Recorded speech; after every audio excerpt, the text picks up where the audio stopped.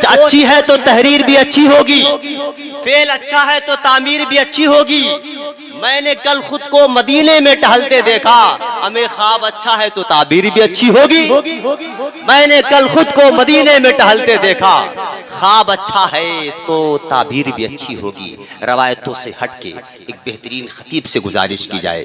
खतीब ज़िवकार अल्लामा अरबाब अहमद फारूकी साहब क़िबला सिद्धार्थ नगर की सरजमीन से आए हुए हैं। मुझे यकीन है कि अच्छा खिताब होगा और मुझे ये भी यकीन है कि आप हज़रात आने वाले मेहमान खतीब आलिम दीन के खिताब को बड़ी बेदारी के माहौल में समाअत करेंगे। मोहब्बतों के साथ नारा लगा ले, नारे तकबीर, नारे रिसालत, उलमाए अहले सुन्नत, खुतबाए अहले सुन्नत, जश्न ईद मिलादुन नबी, जश्न गौसुल वरा अल्लामा अरबाब अहमद फारूकी साहब क़िबला, नारे तकबीर, नारे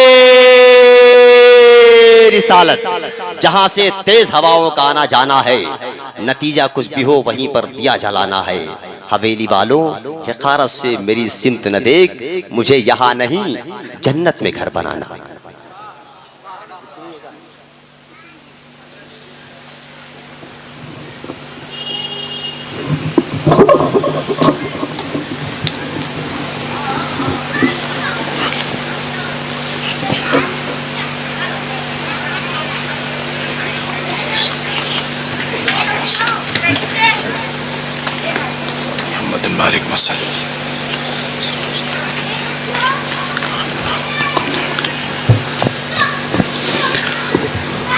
मिंबर शरीफ पर तशरीफ फरमा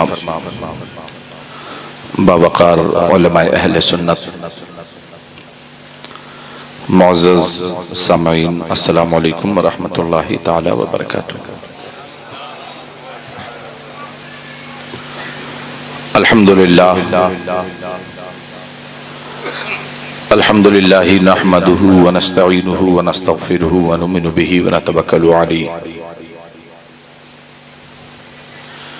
व नऊज़ु बिल्लाहि मिन शुरूरि अनफुसिना व मिन सय्यिआति अअमालिना मन यहदिहिल्लाहु फला मुज़िल्ल लहु व मन युज़लिलहु फला हादिय लहु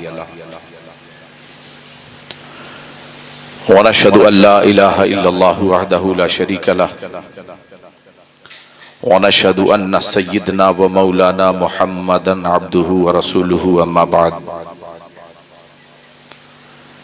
फ़अऊज़ु बिल्लाहि मिनश शैतानिर रजीम।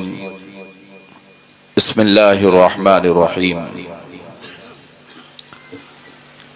कुल बिफ़ज़्लिल्लाहि व बिरहमतिहि फ़बिज़ालिका फ़ल्यफ़रहू हुवा ख़ैरुम मिम्मा यजमऊन।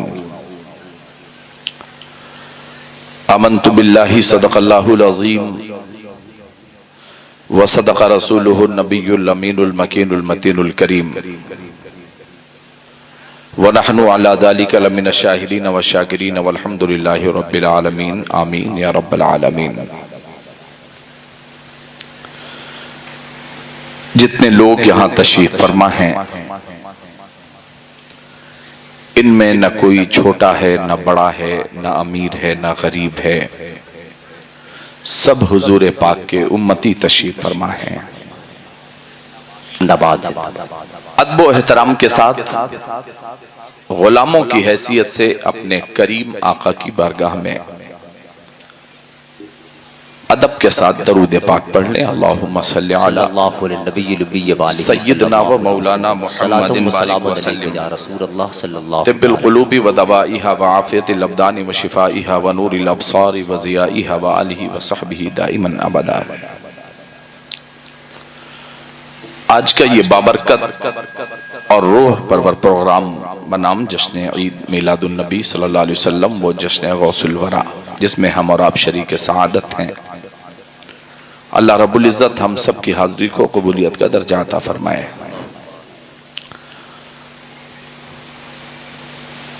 हज़रत हाफ़िज़ व क़ारी वलीउल्लाह साहब क़िबला मिसबाही दामत बरकातुहुल क़ुद्सिया ने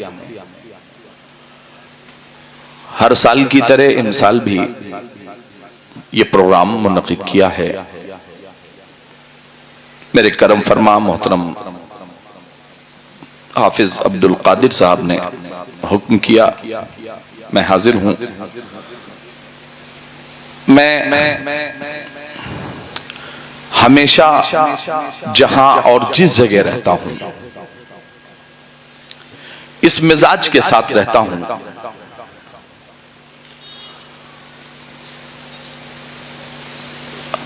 वकील पेशे से जो वकील होते हैं, आपने सुना होगा या आपके यहां एक आध वकील, दो चार वकील होंगे, तो आपने देखा होगा कि जब एक वकील परेशानी में होता है तो सारे वकला हड़ताल कर देते हैं। चाहे कोई जेल से छूटने वाला हो, कोई किसी का केस लगा हुआ हो, जज साहब सुनवाई करना, कोई मतलब नहीं, हड़ताल। कचहरी का काम, कोर्ट का काम ठप। डॉक्टर के साथ अगर कोई बदतमीजी कर दे, अपशब्द कह दे, उन्हें कुछ कह दे, तो पूरे डॉक्टर्स का पैनल हड़ताल पर बैठ जाता है। ड्राइवर्स के साथ अगर कोई नाजेबा हरकत हो जाए तो पूरे ड्राइवर हड़ताल कर देते हैं। यानी सब में यूनिटी है, एकता है।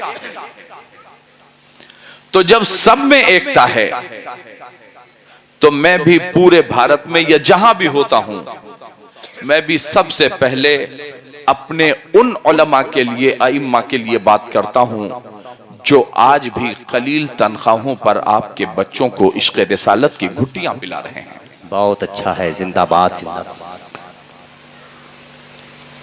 मैं अपनी बात यहां से शुरू करता हूं। किसी को बुरा लगे, अगली बार न बुलाइएगा, इससे ज्यादा कुछ नहीं कर सकते। मेरा यकीन है कि हुसूले रिज़्क़ के खातिर ज़मीर मत बेचो, वो पत्थरों में भी कीड़ों को पाल देता है। जिंदाबाद जिंदाबाद जिंदाबाद। जो खुदा कीड़े मकोड़ों को रोजियां पहुंचाता है, वो हम गुलामाने मुस्तफा को इंशाअल्लाह रोजियां जरूर। बहुत बड़ी बात कह दी आपने, सुभान अल्लाह। नारे तकबीर, नारे रिसालत, सुभान अल्लाह सुभान अल्लाह, क्या बात है, जिंदाबाद। मैं अपनी गुफ्तगू का आगाज हमेशा हर प्रोग्राम में यहां से शुरू करता हूं। कैसे कैसे ये मुसलमान, ये से मुराद हमारी जमात के लोग जो लॉकडाउन में भी आपके बच्चों को ईमान मुजमल, ईमान मुफस्सल, कलमा याद करा रहे थे। मैं आपकी बात कैसे करूं? आप तो 2-2.5 घंटे के लिए मोमिनों की सफों में आकर बैठते हो और नारा लगाते हो, गुलामी रसूल में मौत भी कबूल है। गुलामी रसूल में मौत भी कबूल है। जो नारा लगाए उसे इस दौर में सलमान अजहरी बनना पड़ेगा। इस दौर में जो नारा लगाए गुलामी रसूल में मौत भी कबूल है, उसे कमर गनी उस्मानी बनना पड़ेगा। बहुत अच्छा है, बहुत अच्छा है, जिंदाबाद जिंदाबाद। सोचिए अगर आपके नारे खोखले नहीं हैं। मैं तकरीबन 200 किलोमीटर दूर से चलकर आया हूं, तो मीठी मीठी बात करके यहां से जाने वाला नहीं हूं। जो बात सच है उसे कहा जाए, किसी को अच्छा लगे खराब लगे ये अलग मैटर है। गुलामी रसूल में मौत भी कबूल है। अगर ये फर्जी नारा नहीं है, ये खोखला नारा नहीं है, तो जिन मुसलमानों को हुजूर की गुलामी में मौत भी कबूल है, क्या 5 वक्त की नमाज कबूल नहीं हो सकती? बहुत अच्छा है, बहुत अच्छा है। जिन मुसलमानों का यह दावा है कि गुलामी रसूल में मौत भी कबूल है, भी कबूल है, क्या अपने बूढ़े वालिदैन को राजी नहीं किया जा सकता? गुलामी रसूल में मौत भी कबूल है, क्या अपने सगे भाई को कलेजे से लगाकर उसकी छोटी छोटी गलतियों को माफ नहीं किया जा सकता? क्या बात है हजरत, जिंदाबाद। तकरीर हो रही, सुभान अल्लाह सुभान अल्लाह। इंसान बढ़ा है, इंसान बढ़ा है, इंसानियत घट गई। मेरे इस जुमले पर गौर कीजिएगा, इंसान बढ़ा है, इंसानियत घट गई। कल तक दरवाजे पर बुजुर्गों को बिठाया जाता था कहीं कुत्ता दाखिल न हो जाए। अब घरों के दरवाजों पर कुत्तों को बिठाया जा रहा है, आदमी दाखिल ना हो जाए। क्या बात है, जिंदाबाद। इंसान बढ़ा है, इंसानियत घट गई। कल तक भाई के लिए जमीन छोड़ दी जाती थी, आज जमीन के लिए भाई छोड़ दिया जा रहा है। क्या बात है हज़रत। इंसान बढ़ा है, इंसानियत घट गई। कल तक दो लोगों में झगड़े होते थे तो तीसरा छुड़ाता था, अब तीसरा वीडियो बनाता है। इंसान बढ़ा है, इंसानियत घटी है। वाह वाह वाह। तो कौन है जो आज के इस पुरफतन दौर में भी आपको इस मिजाज के साथ खड़ा कर रहा है, जिनके लिए मैं ये कहता हूं कैसे कैसे ये मुसलमान नजर आते हैं, कैसे कैसे ये मुसलमान नजर आते हैं। मैले कपड़ों में भी जीशान नजर आते हैं। हा हा हा हा हा। मैले कपड़ों मुवाजना कर लीजिएगा, यकीन मानिए। आप सोच रहे होंगे कि मौलाना साहब खुद से अपनी बात, मेरे चचा मोहतरम मेरे साथ तशरीफ फरमा है, मेरे अजीज यहां तशरीफ लाए हैं, उनसे पूछिए। जिस परिवार से मैं हूं, अल्हम्दुलिल्लाह पुलिस प्रशासन में आला ओहदों पर लोग फाइज रहे और आज भी हैं, और मेरे परिवार के लोग मुझसे पूछते थे, मेरे कजिन, मेरे चचेरे भाई मुझसे पूछते थे कि हम डॉक्टर बन रहे हैं, इंजीनियर बन रहे हैं, प्रोफेसर बनेंगे, लेक्चरर बनेंगे, हम दरोगा बनेंगे, हम आईएएस पीसीएस बनेंगे, यार तुम मौलवी साहब बनोगे। तो बचपन का जमाना था, मैं भी सोचता था यार लगता है कि सबसे कमजोर मैं रहूंगा। अल्हम्दुलिल्लाह अभी उनकी तालीमात का सिलसिला चल रहा है। मैं जमीनी नहीं हवाई सफर तय कर रहा हूं, इसलिए तय कर रहा हूं कि उन्होंने जो तालीम हासिल की है, दुनियावी तालीम उन्होंने ली है। मैं असली तालीमात का मुखालिफ तो नहीं हूं, मगर इतना जानता हूं कि 10 साल तक मदरसों में रखकर हमें यही मिजाज दिया जाता है कि बेटा मिंबरों पे खड़े होना तो किसी दुनियादार की तारीफ नहीं, मिजाजे रजा के साथ कि करूं मदहे अहले दौल रजा, पड़े इस बला में मेरी बला, मैं गदा हूं अपने करीम का, मेरा दीन पा रहे। वाह वाह वाह वाह वाह वाह। मिंबरों से मैं गदा हूं अपने करीम का, मेरा दीन पा रहे ना नहीं। जिंदाबाद जिंदाबाद, सुभान अल्लाह, जिंदाबाद जिंदाबाद।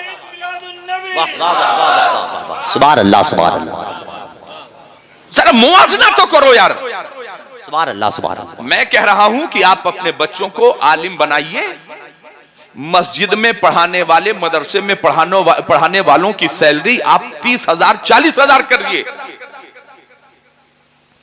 और फिर देखिए कि लोग अपने बेटे को झूठा वकील बनाने से बेहतर समझेंगे कि मस्जिद का इमाम बना दिया जाए। बेशक बेशक बेशक। आप कोशिश तो कीजिए। तो मैं अपनी जमात से आपकी जमात का मुआवजा कराना चाहता हूं। मैं किसी मामले में अल्हम्दुलिल्लाह रब्बिल आलमीन अपनी जमात के लोगों को, तनख्वाहें कम हो सकती हैं, इज्जतों के मामले में हमसे ज्यादा अल्हम्दुलिल्लाह नहीं हो सकते। बेशक बेशक। उन डॉक्टर्स की बात करूं मैं, जो डॉक्टर MBBS बन के आता है, MS MD बनकर के आता है, फीस लेता है 1000, दरवाजे पर कोई मर रहा हो इससे कोई मतलब नहीं। डॉक्टर साहिबान हो, मेडिकल स्टोर चलाते हो, लैब वगैरह चलाते हो, तो मैं माफी चाहता हूं यार, कमीशन तय है, कमीशन। मर रहा है इससे कोई मतलब नहीं। वकील एक एप्लीकेशन लिखने के लिए 1000 2000 5000 रुपए ले रहा है, सबका मामला तय है। 2 रुपए कम हो गाड़ी से नीचे उतार देगा कि ना पूरा पैसा दो तब देंगे। कौन है जो कलील तनख्वाहों पर आपके बच्चों को आज भी इसके रसालत का जाम पिला रहा है? तो उनके लिए मैं कहता हूं कैसे कैसे ये मुसलमान नजर आते हैं, मैले कपड़ों में भी जीशान नजर आते हैं। तुम अमीरी में भी फकीरों की तरह लगते हो, हम चटाई पे भी सुल्तान नजर आते हैं। जिंदाबाद जिंदाबाद जिंदाबाद। अमीरी में भी फकीरों की तरह लगते हो, हम चटाई पे भी सुल्तान नजर आते हैं। क्यों? सुभान अल्लाह सुभान अल्लाह। कल तक, आज के 35-40 साल पहले आप जाइए, आप देखिए किसी का कपड़ा फट जाता था तो सुई धागे से जब तक सिल नहीं लेता था तब तक घर से बाहर नहीं निकलता था। और अब जब अल्लाह ने आपको दौलत अता कर दी तो 1800 में फटा हुआ जीन्स पहन के घूम रहा है। तो ऐसा लगता है जैसे इसे पकड़ के चौराहे पर चंदा लगा दूं, यार एक जोड़ी कपड़ा इसके लिए दिला दो, अच्छे कपड़े इसके पास नहीं है। तुम अमीरी में भी फकीरों की तरह लगते हो। हम चटाई पे भी सुल्तान नजर आते हैं। कल तक याद कीजिएगा, लोगों के पास अक्सर गांव ऐसे होते थे जिनके पास गधे होते थे। गधे अपने गधे किसी दूसरे के गधे से मिल न जाएं तो उनके हेयर स्टाइल को अलग अलग तरीके से काटा जाता था। कल तक 2, 5, 10 रुपए में उल्टे सीधे बाल कटा के लोग गुर्बत की वजह से घर चले आते थे। आज 300 रुपए देकर गधों की तरह बाल कटा के ऐसे घूमते हैं जैसे पैसे नहीं थे, किसी ने उल्टे सीधे बाल काट दिए हों। तो तुम अमीरी में भी फकीरों की तरह लगते हो। सुनो ना यार, मैं क्यों कह रहा हूं इस बात को। मैंने कहा कि अगली बार न बुलाइएगा, मगर बात सच यही है। ईसाइयों का मकसद था किसी हिसाब से रूहे मुस्तफा को तकलीफ दी जाए। मुसलमानों ने इसका बेड़ा खुद ही उठा लिया। अपने जिस्म से इस्लामी लिबास को उतारा है आपने। जीन्स और टी शर्ट का इस्तेमाल अज़खुद किया है आपने। अपने सरों से इस्लामी टोपियां उतारी हैं आपने और हैट का इस्तेमाल किया है आपने। इस्लामी शान और शौकत का पता देने वाली आपके गर्दनों में हमाइल जो तलवारें होती थी उसे उतारा है आपने और टाइयों का इस्तेमाल किया है आपने। हदीस और कुरान की रोशनी में तालीम और ताल्लुम का सिलसिला छोड़ा है आपने और दुनियावी तालीम को कलेजे से लगाया है आपने। आइए दोनों तालीमों को निगाहों के सामने रखा जाए और फिर पूछा जाए, आखिर हाफिज वलीउल्लाह साहब के सीने में यह दर्द क्यों उठा कि जश्न ईद मिलादुन नबी, जश्न गौसुल वरा का प्रोग्राम क्यों किया जाए? आखिर क्या जरूरत थी इन्हें पता है। अभी चंद दिनों पहले, कल की तारीख में पूरे अलीगढ़ मुस्लिम यूनिवर्सिटी को दुल्हन की तरह सजा दिया गया। हमने कहा भाई क्या बात है? कहने लगे आज जश्न विलादत है। किसका? सर सैयद अहमद खान का। हमने कहा इंजीनियर साहब, डॉक्टर साहब, प्रोफेसर साहब, लेक्चरर साहब, ताजिर साहब, बिजनेसमैन साहब, ये सर सैयद अहमद डे क्यों मनाया जा रहा है?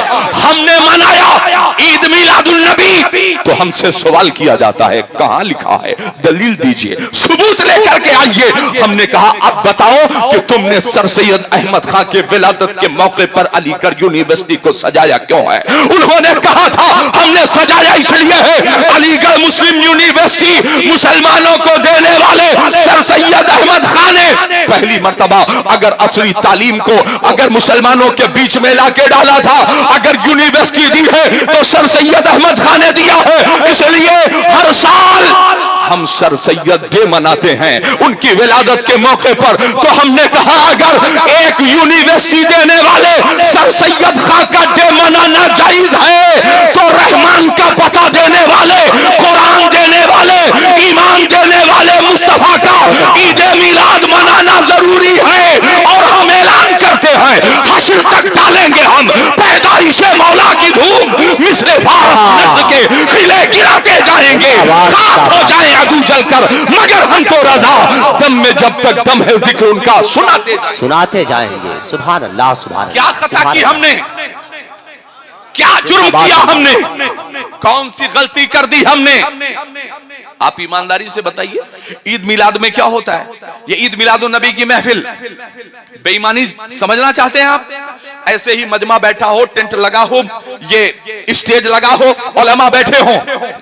ईद मिलादुन नबी की जगह जश्न आमद रसूल की जगह जलसा सीरतुन नबी कर दीजिए। सब कह रहे हैं उम्मत में इत्तेहाद होना चाहिए। हर शख्स कह रहा है, जिसके पास बैठो, मौलाना साहब, मौलवी साहब, हाफिज जी, उम्मत में इत्तेहाद की बात कीजिए।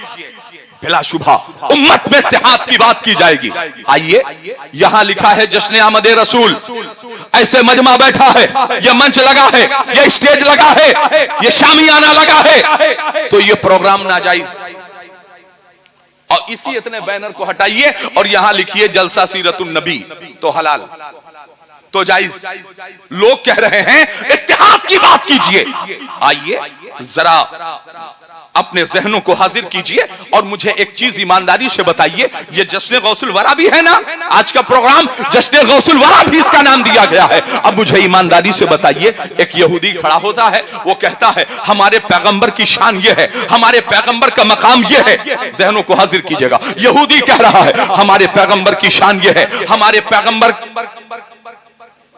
का मकाम और उनका मर्तबा यह है कि अपनी लाठी को जमीन पर फेंक दे तो वो अजदहा बन जाए, सारे सांपों को खा जाए। हमने कहा फिर, कहने लगे साहब वो पानी पर मार दे, पत्थर पर मार दे तो 12 चश्मे। हमने कहा फिर, कहने लगे साहब वो पानी पर चल दे, समंदर में चल दे तो समंदर उनके लिए रास्ता बन जाए, समंदर के बीच से गुजर जाए, फिरौन आ जाए तो डूब जाए। यहूदी अपने पैगंबर की तारीफ कर रहा हो, ईसाई कह रहा हो हमारे पैगंबर ने परिंदे में जान डाल दी, ईसाई कह रहा हो हमारे पैगंबर ने मुर्दे को जिंदा कर दिया, ईसाई कह रहा हो हमारे पैगंबर ने अंधे को आंख अता कर दी, ईसाई कह रहा हो हमारे पैगंबर ने कोढ़ के मरीज को शिफा दे दी। यहूदी अपने पैगंबर की तारीफ, ईसाई अपने पैगंबर की तारीफ। ओ उम्मत में इत्तेहाद की बात करने वालों, आओ। अब एक मुसलमान खड़ा होता है, वो अपने हुजूर की, अपने आका की तारीफ कैसे करता है? हाँ हाँ ठीक है, वो मूसा के आसा की बात और थी, वो मूसा का मौजा कुछ और था, वो ईसा का मकाम कुछ और था, ईसा का मर्तबा कुछ और था। तुम्हारे ईसा ने मुर्दे जिंदे कर दिए, तुम्हारे ईसा ने अंधे को आंख अता कर दी, परिंदे में जान डाल दी। यहूदी अपने पैगंबर की तारीफ, ईसाई अपने पैगंबर की तारीफ, और आज के दौर का मुसलमान खड़ा हो और वो कहे कि हाँ हाँ आपके पैगंबर तो बड़े आला हैं, आपके पैगंबर तो बड़े मकामों मर्तबे वाले हैं। हमारे पैगंबर वो हैं जिनकी चारपाई के नीचे कुत्ता बैठ जाए तो उनको पता नहीं है, माज़ल्लाहि रब्बिल आलमीन। वो अपने पैगंबर की तारीफ यूं बयान कर रहा हो कि हमारे पैगंबर को दीवार के पीछे का ईंट भी नहीं। वो ये कह रहा हो कि हमारे पैगंबर की बीवी का हार गुम हो गया तो उन्हें, हमारे पैगंबर को अपनी बीवी के हार के बारे में भी पता नहीं, हमारे पैगंबर की बीवी पर तोहमत लगाई गई तो अपने पैगंबर को अपनी बीवी के बारे में भी जानकारी नहीं। ईमानदारी से बताना, ये हुजूर की तारीफ है या हुजूर की तौहीन? तौहीन है ना। और हुजूर की तौहीन अगर यति नरसिम्हा नंद करे तो गिरफ्तारी का मुतालबा करोगे, और यही काम अगर देवबंद में बैठने वाला, नदवा में बैठने वाला, अगर नानौता में बैठने वाला अगर यही काम हुजूर की शान में गुस्ताखी करे तो उसकी हम तारीफ करेंगे? ईमानदारी से बताइए, हुजूर की तारीफ करने का ढंग अगर किसी ने सिखाया तो आला हजरत फरमाते हैं सबसे औला वो आला हमारा नबी, सबसे बाला वो आला हमारा नबी। सब चमक वाले उजलों में चमका कीजिए, अंधे शीशों में चमका हमारा नबी। खल्क से औलिया, औलिया से रसूल, और रसूलों से आला हमारा नबी। फरमाते हैं कौन देता है, देने को मुंह चाहिए, देने वाला है सच्चा हमारा नबी। कौन? ये है तारीफ। आला हजरत ने कलम उठाया तो क्या लिखा? सरवर कहूं कि मालिक को मौला कहूं तुझे, बाग़े खलील का गुले जेबा कहूं तुझे, तेरे तो बस ऐबे तनाही से है बरी, हैरान हूं मेरे शाह में क्या क्या कहूं तुझे। मैं तारीफ तो की जाए तो यूं की जाए। हकीमुल उम्मत मुफ्ती अहमद यार खान नईमी मुरादाबाद इलाके में तकरीर फरमा रहे थे, एक बदअकीदा खड़ा हो गया, उसने कहा मौलाना ठहरिए। हकीमुल उम्मत खामोश हो गए। फरमाया मौलाना एक बात बताइए, ये जो मुरव्वजा मिलाद आप लोग कर रहे हैं क्या हुजूर के जमाने में था? तो 1 मिनट की देर के हुए बगैर हकीमुल उम्मत ने इरशाद फरमाया, क्या कहा? कहा क्या हुजूर के जमाने में ये मिलाद का तरीका था? तो हकीमुल उम्मत ने बिला तामुल बिला ताखीर फरमाया, अबे ये तेरे बाप का जमाना है क्या? ये भी तो रसूल पाक का जमाना है, तुमने सुना नहीं? आला हजरत कह गए जमीनो जमा तुम्हारे लिए, मकीनो मका तुम्हारे लिए, चुनीने चुना तुम्हारे लिए, बने दो जहां तुम्हारे लिए, हम आए यहाँ तुम्हारे लिए, उठे भी वहां तुम्हारे लिए। हमें तारीफ का तरीका तो ये होता है यार। उम्मत में इत्तेहाद की बात करने वालों बताओ कौन ऐसा मुसलमान है जो फलस्तीनियों के लिए दुआ नहीं कर रहा है? हर शख्स दुआ कर रहा है, मौला फलस्तीनी भाइयों की हिफाजत फरमा दे, मौला क़िबले अव्वल बैतुल मक़दिस की हिफाजत फरमा दे। हर शख्स यही कह रहा है। अभी चंद सालों के पहले आलमी तौर पर एक मीटिंग रखी गई, पूरे दुनिया के सरबराहान इकट्ठा हुए और उस मीटिंग में बात अपनी अपनी सबने रखनी शुरू की। अमेरिका वाला खड़ा हुआ, अमेरिका का जिम्मेदार खड़ा हुआ और उसने कहा था साहब ये आलमी काउंसिल की मीटिंग है, हम अपने मुल्क की बात रखना चाहते हैं। हमारे मुल्क में आसार कदीमा के लिहाज से वाशिंगटन और व्हाइट हाउस मौजूद है। कहा फिर कहा आसार कदीमा के लिहाज से हमारे मुल्क के व्हाइट हाउस की हिफाजत होनी चाहिए। ऑस्ट्रेलिया का बंदा जिम्मेदार खड़ा हुआ, उसने कहा था आसार कदीमा के लिहाज से ऑस्ट्रेलिया में एक अजूबा घर है, आसार कदीमा के लिहाज से हमारे ऑस्ट्रेलिया के अजूबे घर की हिफाजत होनी चाहिए। चीन वाला खड़ा हुआ, उसने कहा साहब हमारे चीन में बड़ी लंबी चौड़ी दीवार है, आसार कदीमा के लिहाज से दीवारें चीन की हिफाजत होनी चाहिए। अपने अपने मुल्कों की सबने बात रखी। हद तो यहां तक पहुंची जब इंडिया भारत से एक शख्स खड़ा हुआ जिम्मेदार, और उसने कहा साहब दुनिया का 7वां अजूबा ताजमहल आगरे में मौजूद है, आसार कदीमा के लिहाज से आगरे के ताजमहल की हिफाजत होनी चाहिए। अल्लाह की कसम सबने अपने अपने मुल्क की बात की। काश तौहीद के झूठे ठेकेदारों ने ममलकत सऊदिया के सरबराहान ने खड़े होकर एक बार कह दिया होता अगर आसार कदीमा के लिहाज से ऑस्ट्रेलिया के अजायब घर की हिफाजत होनी चाहिए, आसार कदीमा के लिहाज से दीवारें चीन की हिफाजत होनी चाहिए, आसार कदीमा के लिहाज से भारत के ताजमहल की हिफाजत होनी चाहिए, तो पूरे दुनिया के मुसलमानों के सिरों की आवाज आई कि आसार कदीमा के लिहाज से सबसे पहले हमारे क़िबले अव्वल बैतुल मुक़द्दस की हिफाजत होनी चाहिए। मगर खुदा की कसम अपने मुंह में दही जमा के बैठे रहे, एक शख्स भी न खड़ा हुआ कि जो बैतुल मुक़द्दस की बात भी कर सके। कौन है? उम्मत में इत्तेहाद कैसे पैदा होगा?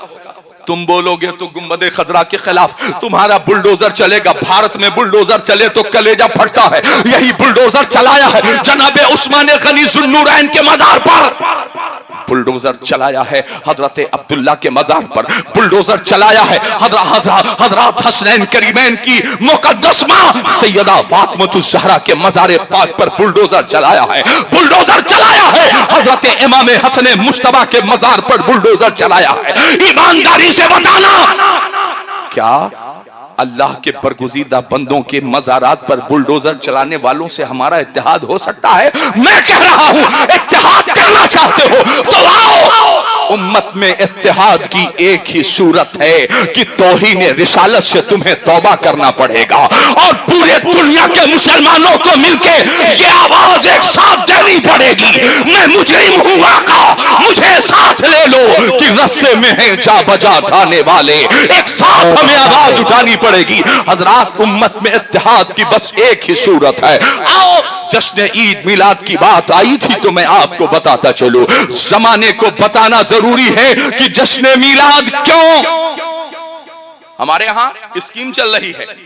हमारा दानिश्वर कह रहा है कि साहब हमारी हुकूमत बड़ा अच्छा काम कर रही। हमने कहा क्या हुआ? साहब जगह जगह बाल्टियां रखवाई जा रही हैं, स्वच्छता अभियान का नारा दिया जा रहा है। हमने कहा जी हाँ, जो कौम अपने बुजुर्गों की तारीखों को फरामोश कर देती है उसे हर काम नया ही लगता है। याद रखना कि स्वच्छता अभियान का नारा पहले हमारी हुकूमत ने नहीं, अन-नज़ाफ़तो निस्फ़ुल ईमान का नारा ये आमिना के लाल ने मदीने की जमीन से दिया था। सबसे पहले स्वच्छता अभियान का नारा अगर किसी ने दिया है तो आमिना के लाल जनाब मोहम्मद रसूलुल्लाह सल्लल्लाहु अलैहि वसल्लम ने दिया है। याद रखना प्राथमिक विद्यालय पर लिखा है सर्व शिक्षा अभियान, सब पढ़ें सब बढ़ें, लिखा है ना। लोग कहते हैं साहब हुकूमतें बड़ी संजीदा हो रही हैं। हमने कहा क्या हुआ? क्या लगा साहब ये देखिए तालीम की सब पढ़ें सब बढ़ें सब पढ़ें। हमने कहा हाँ, अपने पैगंबर की तारीख आपने नहीं पढ़ी। इस रूए ज़मीन पर सबसे पहले अगर किसी ने एजुकेशन की बात की है तो हबीब खुदा ने तलबुल इल्म फरीज़तुन अला कुल्ले मुस्लिमिन व मुस्लिमा का नारा अगर किसी ने दिया है तो आमिना के लाल जनाब मोहम्मद रसूलुल्लाह सल्लल्लाहु अलैहि वसल्लम ने दिया है। आपने देखा मोटरसाइकिल की डिग्गियों पर लिखा है बेटी बचाओ बेटी पढ़ाओ, और ट्रक पर लिखा है बेटी बचाओ बेटी पढ़ाओ, ट्राला पर लिखा है बेटी बचाओ बेटी पढ़ाओ। ईमानदारी से बताना अगर हुकूमतों के नारों में सच्चाई होती तो न दिल्ली की निर्भया मारी गई होती, न तो कठुआ की आसिफा का कत्ल हुआ होता और न कोलकाता की डॉक्टर का मर्डर हुआ होता। जिस दौर में बेटियों को जिंदा दफन किया जा रहा था उस दौर में अपने जालूम पर बिठाकर सैयदा फातिमा को अगर रहमत बना के जमाने के सामने किसी ने पेश किया है तो आमिना के लाल जनाब मोहम्मद रसूलुल्लाह सल्लल्लाहु अलैहि वसल्लम ने किया है। याद रखना, जश्न मिलाद मनाना जरूरी क्यों है? लोग कहते हैं साहब बेवाओं को हक सबसे पहले किसने दिया? बेवाओं को हक किसने दिया? शौहर की चिता के साथ बेवाओं को आग लगा दी जाती थी। कई कई महीने तक काल कोठरी में औरतों को रखा जाता था। जिस औरत के शौहर का इंतकाल हो जाता था उसे मनहूसन समझा जाता था। काल कोठरी से महीनों बाद उसे निकाला जाता था। उसे जूते चप्पल की मालाएं पहनाई जाती थी, नंगे गधे की पीठ पर बिठाया जाता था, उसके चेहरे पर कालक पोती जाती थी और उसे मनहूसन बनाकर पूरे शहर में घुमाया जा रहा था। जिस दौर में बेवाओं को मनहूसन कहा जा रहा था उस दौर में 25 साल पैगंबर ने 40 साल बेवा खदीजा से निकाह करके ये बता दिया ये मनहूसन नहीं है, इनसे निकाह कर लो, ये सुहागन बनने के लिए तैयार हैं, इन्हें मनहूसन न समझा जाए। हज़रात, आज भी सियासी शोबदाबाजी करने वाली पार्टियां ऐलान कर रही हैं दलित और पसमानदा तबकात को इंसाफ हमने दिया है, मगर याद रखना इस रुए जमीन पर सबसे पहले पसमानदा तबकात को किसी ने इंसाफ दिया है तो आमिना के लाल ने मुल्क हबश से आने वाले बिलाल हबशी के हाथ को पकड़ा है और खाने काबा की छत पे चढ़ा के मौजिनों का इमाम बना दिया है। हज़रात जरा गौर कीजिएगा किस बिलाल की बात कर रहा हूं मैं। वो बिलाल खलीफा कौन है? उमर इब्न खत्ताब, इमामुल आदिलीन, गैजुल मुनाफिकीन। हजरत सैयदना उमर इब्न खत्ताब खलीफे वक्त हैं, मसनद खिलाफत पर तशरीफ फरमा हैं। अचानक आपके कारिंदों ने बताया था उमर सरकार बिलाल आ रहे हैं, बिलाल हबशी आ रहे हैं। फरमाया आने दो, प्रोटोकॉल मेंटेन हो गया। कौन बिलाल? वो मुल्क हबश का काला कलौटा बिलाल। कौन बिलाल? गरीब माँ गरीब बाप का बेटा बिलाल आज उमर इब्न खत्ताब के पास आ रहा है, मगर तारीख बताती है जनाबे उमर को बताया गया बिलाल आ रहे हैं। बिलाल जनाबे उमर ने मस्जिद को छोड़ दी। सुनो और बिरादरी के नाम पर लड़ने वालों, अंसारी मंसूरी खान साहब और शेख सैयद के नाम पर लड़कटने वालों, मर मिटने वालों, मैं बड़ा तुम छोटा, आओ तुम उस मजहब इस्लाम के मानने वाले हो कि फारस से सलमान आया तो मुस्तफा का गुलाम हो गया। अबू बकर सिद्दीक के साथ कंधे से कंधा मिला के खड़ा हो रहा है। खुबैब आया तो तारीख बताती है उमर फारूक के कंधों से कंधा मिला के खड़ा हो गया। जो भी सुहैब रूमी आए उस्मान गनी के कंधों से कंधा मिला के खड़े हो गए, एक ही सफ में खड़े हो गए महमूद व अयाज। न कोई बंदा रहा न कोई बंदा नवाज। हजरात बिलाल हबशी की एंट्री जनाबे उमर की बारगाह में हो रही थी। उमर इब्ने खत्ताब खड़े हुए दरवाजे के पीछे सिमट के बाअदब होकर के नियत बांध करके खड़े हो गए, ऐसे जैसे लोग हालत नमाज में खड़े होते हैं। बिलाल हबशी गरीब माँ बाप का बेटा जनाबे उमर के मसनद खिलाफत के करीब पहुंचने वाला है। तारीख बताती है बिलाल हबशी ने देखा कि मसनद खाली है, दरवाजे के पीछे पलट के देखा वक्त का सबसे बड़ा हुक्मरान 25 लाख मुरब्बा मील पर हुकूमत करने वाला उमर इब्ने खत्ताब वो दरवाजे के पीछे हाथ बांध करके प्रोटोकॉल मेंटेन करके खड़ा है। जनाबे बिलाल ने कहा हुजूर माफ कीजिए, क्या गजब ढा रहे हैं, कहां खत्ताब का बेटा उमर और कहां गरीब बाप का बेटा बिलाल। हुजूर कहां आप अरब के बादशाह 25 लाख मुरब्बा मील के हुक्मरान, कहां मैं काला कलौटा इंसान गरीब माँ बाप का बेटा। इतना कहा है बिलाल हबशी ने। जनाबे उमर ने उनके होंठ पर अपनी उंगलियां रखी, फरमाया बस करो बिलाल, अब आगे न बोलना। हुजूर आगे इजाजत क्यों नहीं है? फरमाया आओ। अपने साथ मसनद खिलाफत पर बिठाया है जनाबे बिलाल हबशी को जनाबे उमर ने। तारीख बताती है जनाबे उमर ने कहा था बिलाल जब तक हम तुम्हें नहीं जानते थे कोई बात नहीं, मगर जब से हमने जान लिया अब तू हमारे सरों का ताज हो गया। जनाब बिलाल हबशी कहते हैं हुजूर क्या जान लिया आपने, आखिर कौन सी ऐसी बात हो गई? तो आका जनाब उमर ने फरमाया था सुनो मुझे याद है फतह मक्का का वो दिन कि जब जोहर की अजान का वक्त हुआ तो सहाबा की एक जमात बारगाह रिसालत में हाजिर हुई, अर्ज करती है या रसूल अल्लाह फिदा का अबी व उम्मी, माँ बाप सब आपके कदमों पे कुर्बान। ए हबीबे खुदा एक कतरा खून जमीन पर बहा नहीं है और आज हमने हमने फतेह का परचम जमीन मक्का पर लहरा दिया है। या रसूल अल्लाह, यही वो मक्का की जमीन है जहां आप पर हालत सजदा में पुश्ते अनवर पर ऊंट की ओझड़ियां डाली जा रही थी। ए हबीबे खुदा, आपकी गर्दन में चादर डालकर खींचा जा रहा था। या रसूल अल्लाह, यही वो शहर है जहां 3 साल तक डिटेंशन सेंटर यानी शबे अबी तालिब में हमें महसूर रखा गया है। ए हबीबे खुदा, यही वो शहर है जहां बिलाल के सीने पर पत्थर तोड़े गए हैं। या रसूल अल्लाह, यही वो रास्ते हैं जहां उम्मे जमील ने आपके रास्तों में कांटे बिछाए हैं। या हबीब अल्लाह, आज इजाजत दीजिए कि फतेह मक्का का दिन है।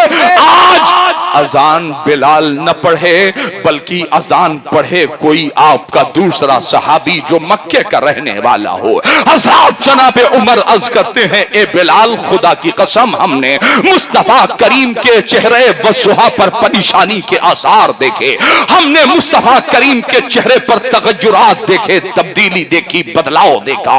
और करीम मुस्तफा ने आपने इशाद फरमाया था, खबरदार, किसने कहा कि आज बिलाल अजान नहीं पढ़ेगा? ए मेरे साहबा, कान खोल करके सुनो। शेबे अबी तालिब में कैदो बंद की मुसीबतें बर्दाश्त करके अजान पढ़े तो मेरा बिलाल, अगर बद्र में तलवारों की छाव में अजान पढ़े तो मेरा बिलाल, खंदक में पत्थर खाकर अजान पढ़े तो मेरा बिलाल, ओहद में जुल्म सितम का निशाना बनकर अजान पढ़े तो मेरा बिलाल। और आज जब फतेह मक्का का दिन है तो तुम कहते हो अजान कोई और पढ़े, नहीं, आज भी अजान पढ़ेगा तो मेरा बिलाल अजान पढ़ेगा, बिलाल अजान पढ़ेगा। हज़रात, तारीख बताती है बिलाल हबशी को हुक्म रिसालत हुआ। सहाबा अर्ज़ करते हैं, बिलाल मुबारक हो, फतेह मक्का की तारीख लिखी जाएगी, ज़ुहर की नमाज के अजान के बारे में लिखा जाएगा तो तेरा नाम मुअज्जिनों की सफ में तब भी सबसे पहले आएगा। ए बिलाल, अजान पढ़ो। बिलाल हबशी मारे खुशी के आगे बढ़े। अब बिलाल हबशी कहां से अजान पढ़े? सहाबा से मशवरा किया तो सहाबा ने अर्ज किया, यार आज फतेह मक्का का दिन है, काबे की तरफ नहीं, आज आप खाने काबा की छत पे चढ़ के अजान पढ़ो। आज काबे की छत पे चढ़ के तुम्हें अजान पढ़ना है। तारीख बताती है बिलाल हबशी खाने काबा की छत पे चढ़ गए, अजान देने की बारी आई मगर दिमाग घूम गया। सोचते हैं, यार मैं हबश में था, मेरा किबला काबा होता था, ईरान में था किबला काबा होता था, अजरबैजान में था किबला काबा होता था, मैं मदीने में था, मेरा किबला काबा होता था, मगर आज जब मैं काबे की छत पे चढ़ा हूं तो मेरा रुख किधर हो? जनाबे अबू बकर उमर से पूछा तो उन हजरात सहाबा ने कहा था, सुनो, दुनिया के किसी गोशे में रहोगे तो तुम्हारा किबला काबा होगा, मगर जब तुम काबे की छत पे कहे हो तो आज तेरा काबा चेहरे मुस्तफा होगा। जिधर आमिना के लाल का चेहरा है उधर ही तेरा रुख होना चाहिए। हजरात, तब मेरे इमाम ने बरेली से कहा था, हाजियो आओ शहंशाह का रोजा देखो, काबा तो देख चुके, अब काबे का काबा देखो। हज़रात, जरा गौर कीजिएगा, बिलाल हबशी ने अजान पढ़ी है। सुनो, इस दौर में सबसे ज्यादा मजहब इस्लाम का नुकसान किसने किया जानते हैं?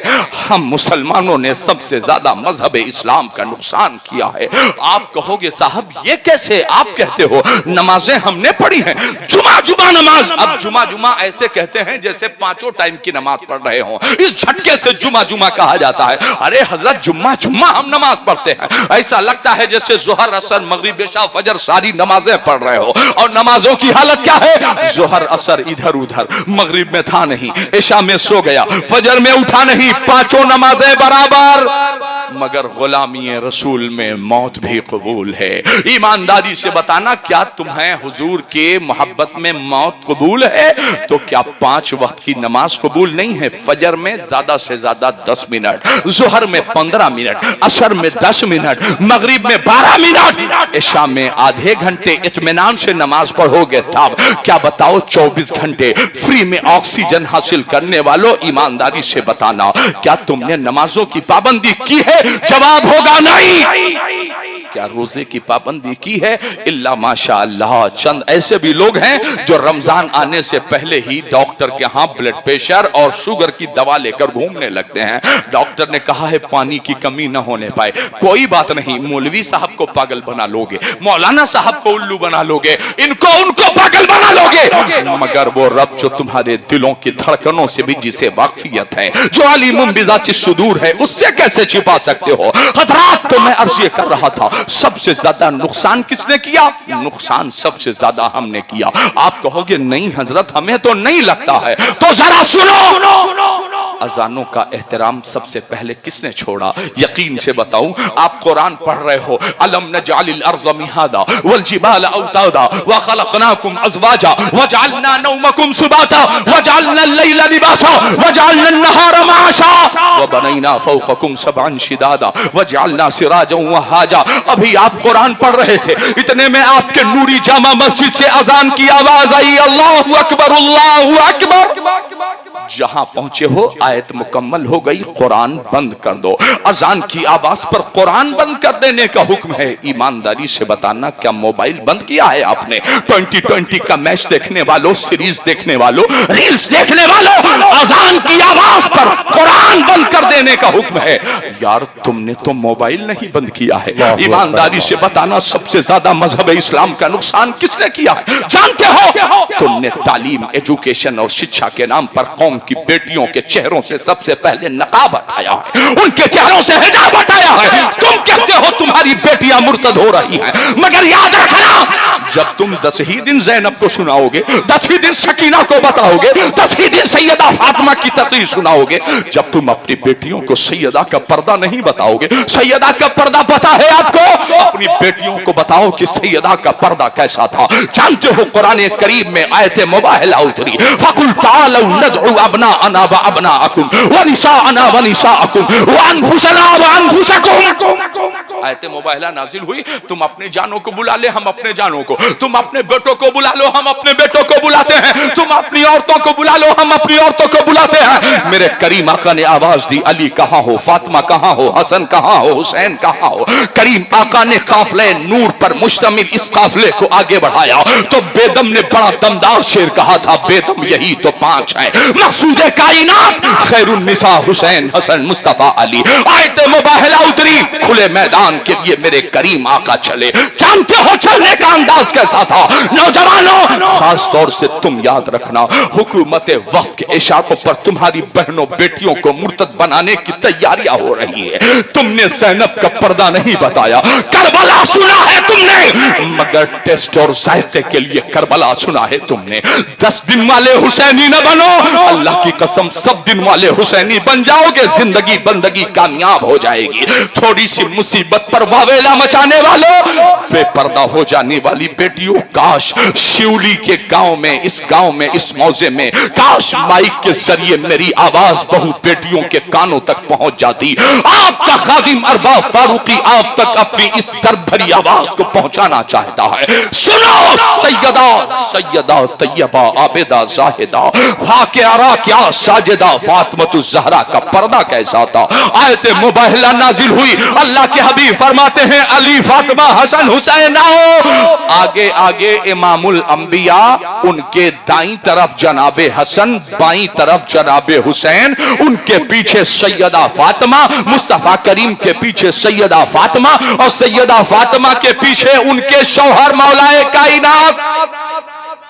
अब अगर शिवली में मियाँ बीवी पैदल चौराहे की तरफ, आजमगढ़ की तरफ जा रहे हो, तो ईमानदारी से बताना, बीवी 10 कदम आगे हो, शौहर 10 कदम पीछे हो, यकीन से बताना, जिम्मेदार देखेगा, होशमंद देखेगा, अक्लमंद देखेगा तो कहेगा यार बीवी अच्छी नहीं है, शौहर से आगे आगे चली जा रही है और शौहर पीछे है, बीवी आगे जा रही है। खुदा की कसम, बस यही एतराज तो दुश्मनाने अहले बैत ने भी किया था।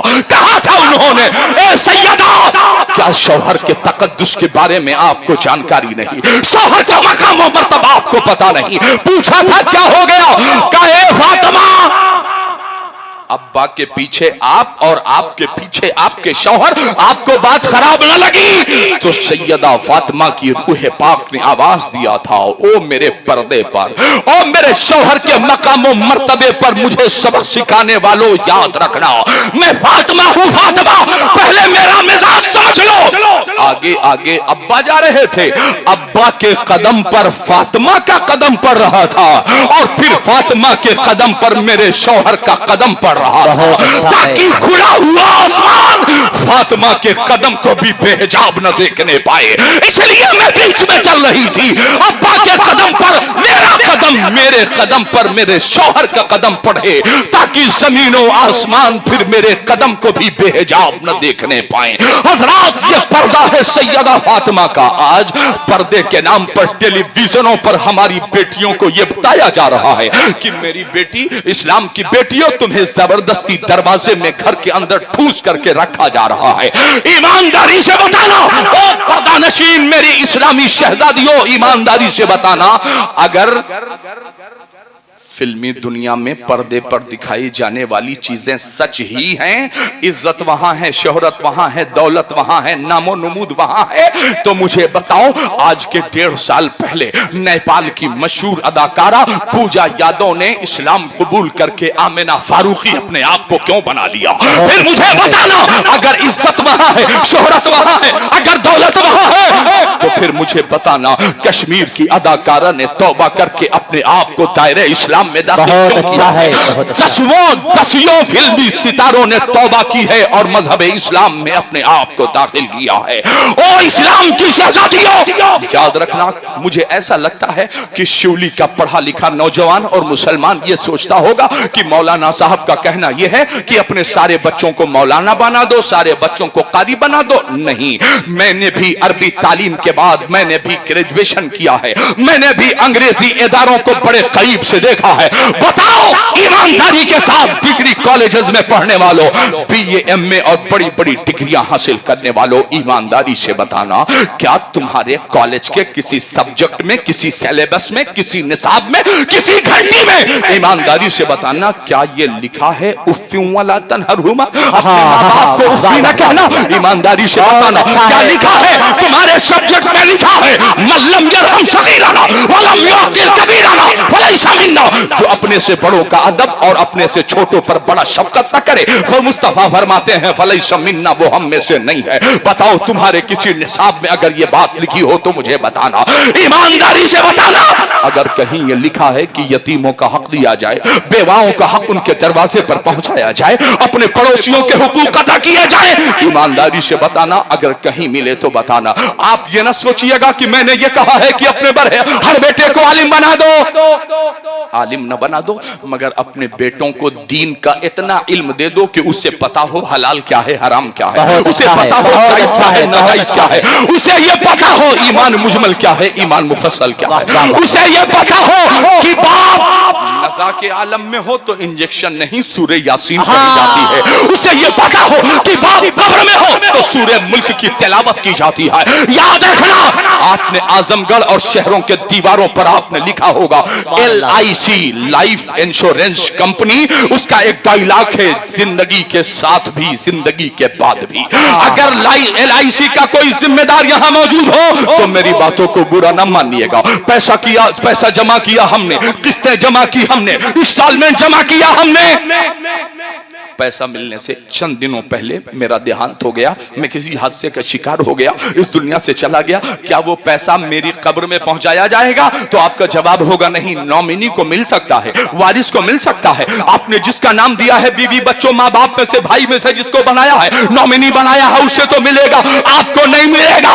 तो यानी ये बात सच है, जिंदगी के साथ भी LIC खड़ा हो सकता है मगर जिंदगी के बाद भी नहीं खड़ा हो सकता। जिंदगी के साथ भी और जिंदगी के बाद भी अगर कोई अपने रिश्तों को बना के रखता है, खुदा की कसम तो वो मजहब इस्लाम है। बाप कब्र के अंदर है, मेरे मुस्तफा की हदीस कहती है, यंतज़िरु दावतन तलहक़हु मिन अबिन औ उम्मिन औ अखिन औ सदीक़िन। अल्लाह के हबीब इरशाद फरमाते हैं, वो जो मरने वाला जिसे कब्र में लिटा के आए हो ना, अल्लाह के हबीब फरमाते हैं कि वो तुम्हारी दुआ का मुंतज़िर है। काश मेरा भाई, मेरा बेटा, मेरा दोस्त, मेरे माँ बाप मेरे लिए दुआ कर देते तो मुझे राहत नसीब हो जाती। तो जिंदगी के साथ भी और जिंदगी के बाद भी अगर कोई अपना रिश्ता बना के रखता है तो वो सिर्फ और सिर्फ मजहब इस्लाम है। आओ और जश्न ईद मिलाद मनाने वालों, ईद मिलाद किसी गोली बम बारूद का नाम नहीं है, लड़ाई झगड़े करने की बात नहीं है, बात तो अपने अपने मिजाज की है। हम क्यों मिलाद मनाते हैं? इसलिए मनाते हैं कि मिलाद मनाया है, जिक्र मुस्तफा किया है किसने? हजरत हसन इब्ने साबित ने। अब हमारे यहां शोरा खड़े होते हैं तो क्या कहते हैं? मुस्तफा आपके जैसा कोई आया ही नहीं, आका भी कैसे जब अल्लाह ने बनाया ही नहीं। बेशक यही तो कहते हैं। बेशक। अब लोग कहते हैं लो इतनी लंबी लंबी, जो समझ में आया कह दिया। खुदा की कसम ये हमने नहीं किया, ये हमने नहीं कहा। यही बात हजरत हसन इब्ने साबित मस्जिद नबवी में खड़े हुए अर्ज करते हैं, या रसूल अल्लाह मैं कुछ कह सकता हूँ? अल्लाह के हबीब खामोश है। मिजाज नबूवत को जनाबे हसन ने समझ लिया, बैठ गए। अभी बैठना ही था कि हजरत हसन की बारगाह में, हुजूर की बारगाह में जनाबे जिब्रील अमीन हाजिर हुए। अर्ज करते हैं, या रसूल अल्लाह हसन से कहिए कि वो खड़े होकर हुजूर की नात पढ़ें, वो खड़े होकर हुजूर की तारीफ करें। अब सुनो, हजरत हसन खड़े हुए तो क्या कहा? हुजूर की मौजूदगी में मस्जिद नबवी, सहाबा का जम्मे गफीर, हजरत हसन खड़े हुए तो अर्ज करते हैं, वा अहसनु मिनका लम तरा कत्तु ऐनी। अल्लाह, हमारी आंखों ने आप जैसा किसी को देखा ही नहीं। मुस्तफा आपके जैसा कोई आया ही नहीं। वाहसनु मिनका लम तरा कत्तु ऐनी। और फिर फरमाते हैं, वाजमलु मिनका लम तलिदिन निसाओ। और देखती भी कैसे जब किसी माँ ने पैदा ही नहीं किया। कौन कह रहा है? ये हसन इब्ने साबित कह रहे हैं। हजरात जरा सोचो कि हम अपने आका की तारीफ मिलाद में करें, हम शरीयत के मसाइल मिलाद में बयान करें, हम मिलाद मुस्तफा के जरिए से दावते नमाज भी दें, हम अच्छे काम की दावत भी दें। आओ मैं आपको बताता हूं अजीजाने मिल्लत इस्लामिया, मैंने क्या कहा कि ये मुसलमान सबसे ज्यादा, यकीन से बताइए यहां जितने लोग बैठे हैं इनमें से 100% लोगों का ईमान है, यकीन है, अकीदा है कि हुजूर हमारी महफिलों में तशरीफ ला सकते हैं, है ना? रूहानियत खत्म कर दी हमने। जिस महफिल में हम 2 कुर्सी के बाद पान तंबाकू गुटखा खा करके थूकेंगे, क्या हुजूर वहां तशरीफ लाएंगे?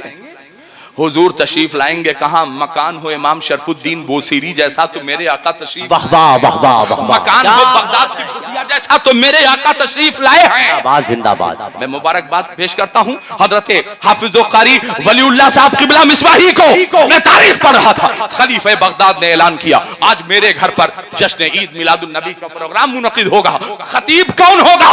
महबूब सुभानी, किंदील रब्बानी, सैयदना शेख अब्दुल कादिर जिलानी। आज हमारे घर पर खुसूसी खतीब होंगे। हजरात खतीब इतना अच्छा हो, दरवाजा इतने बड़े आदमी का हो, खलीफा का अहाता हो, तो सोचिए फिर बचा कौन?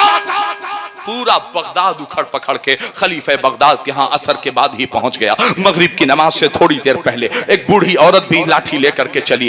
दरबानों ने दरवाजे पर रोका, गेटकीपर्स ने दरवाजे पर रोका। अम्मा कहाँ जा रही हो? बेटा अंदर मुझे जाने दो, मैं जा रही हूँ आज करीब से गौस पाक की ज़ियारत करना चाहती हूँ। नहीं, ए बूढ़ी माँ वापस चली जाओ, तुझे अंदर जाने की इजाजत नहीं है।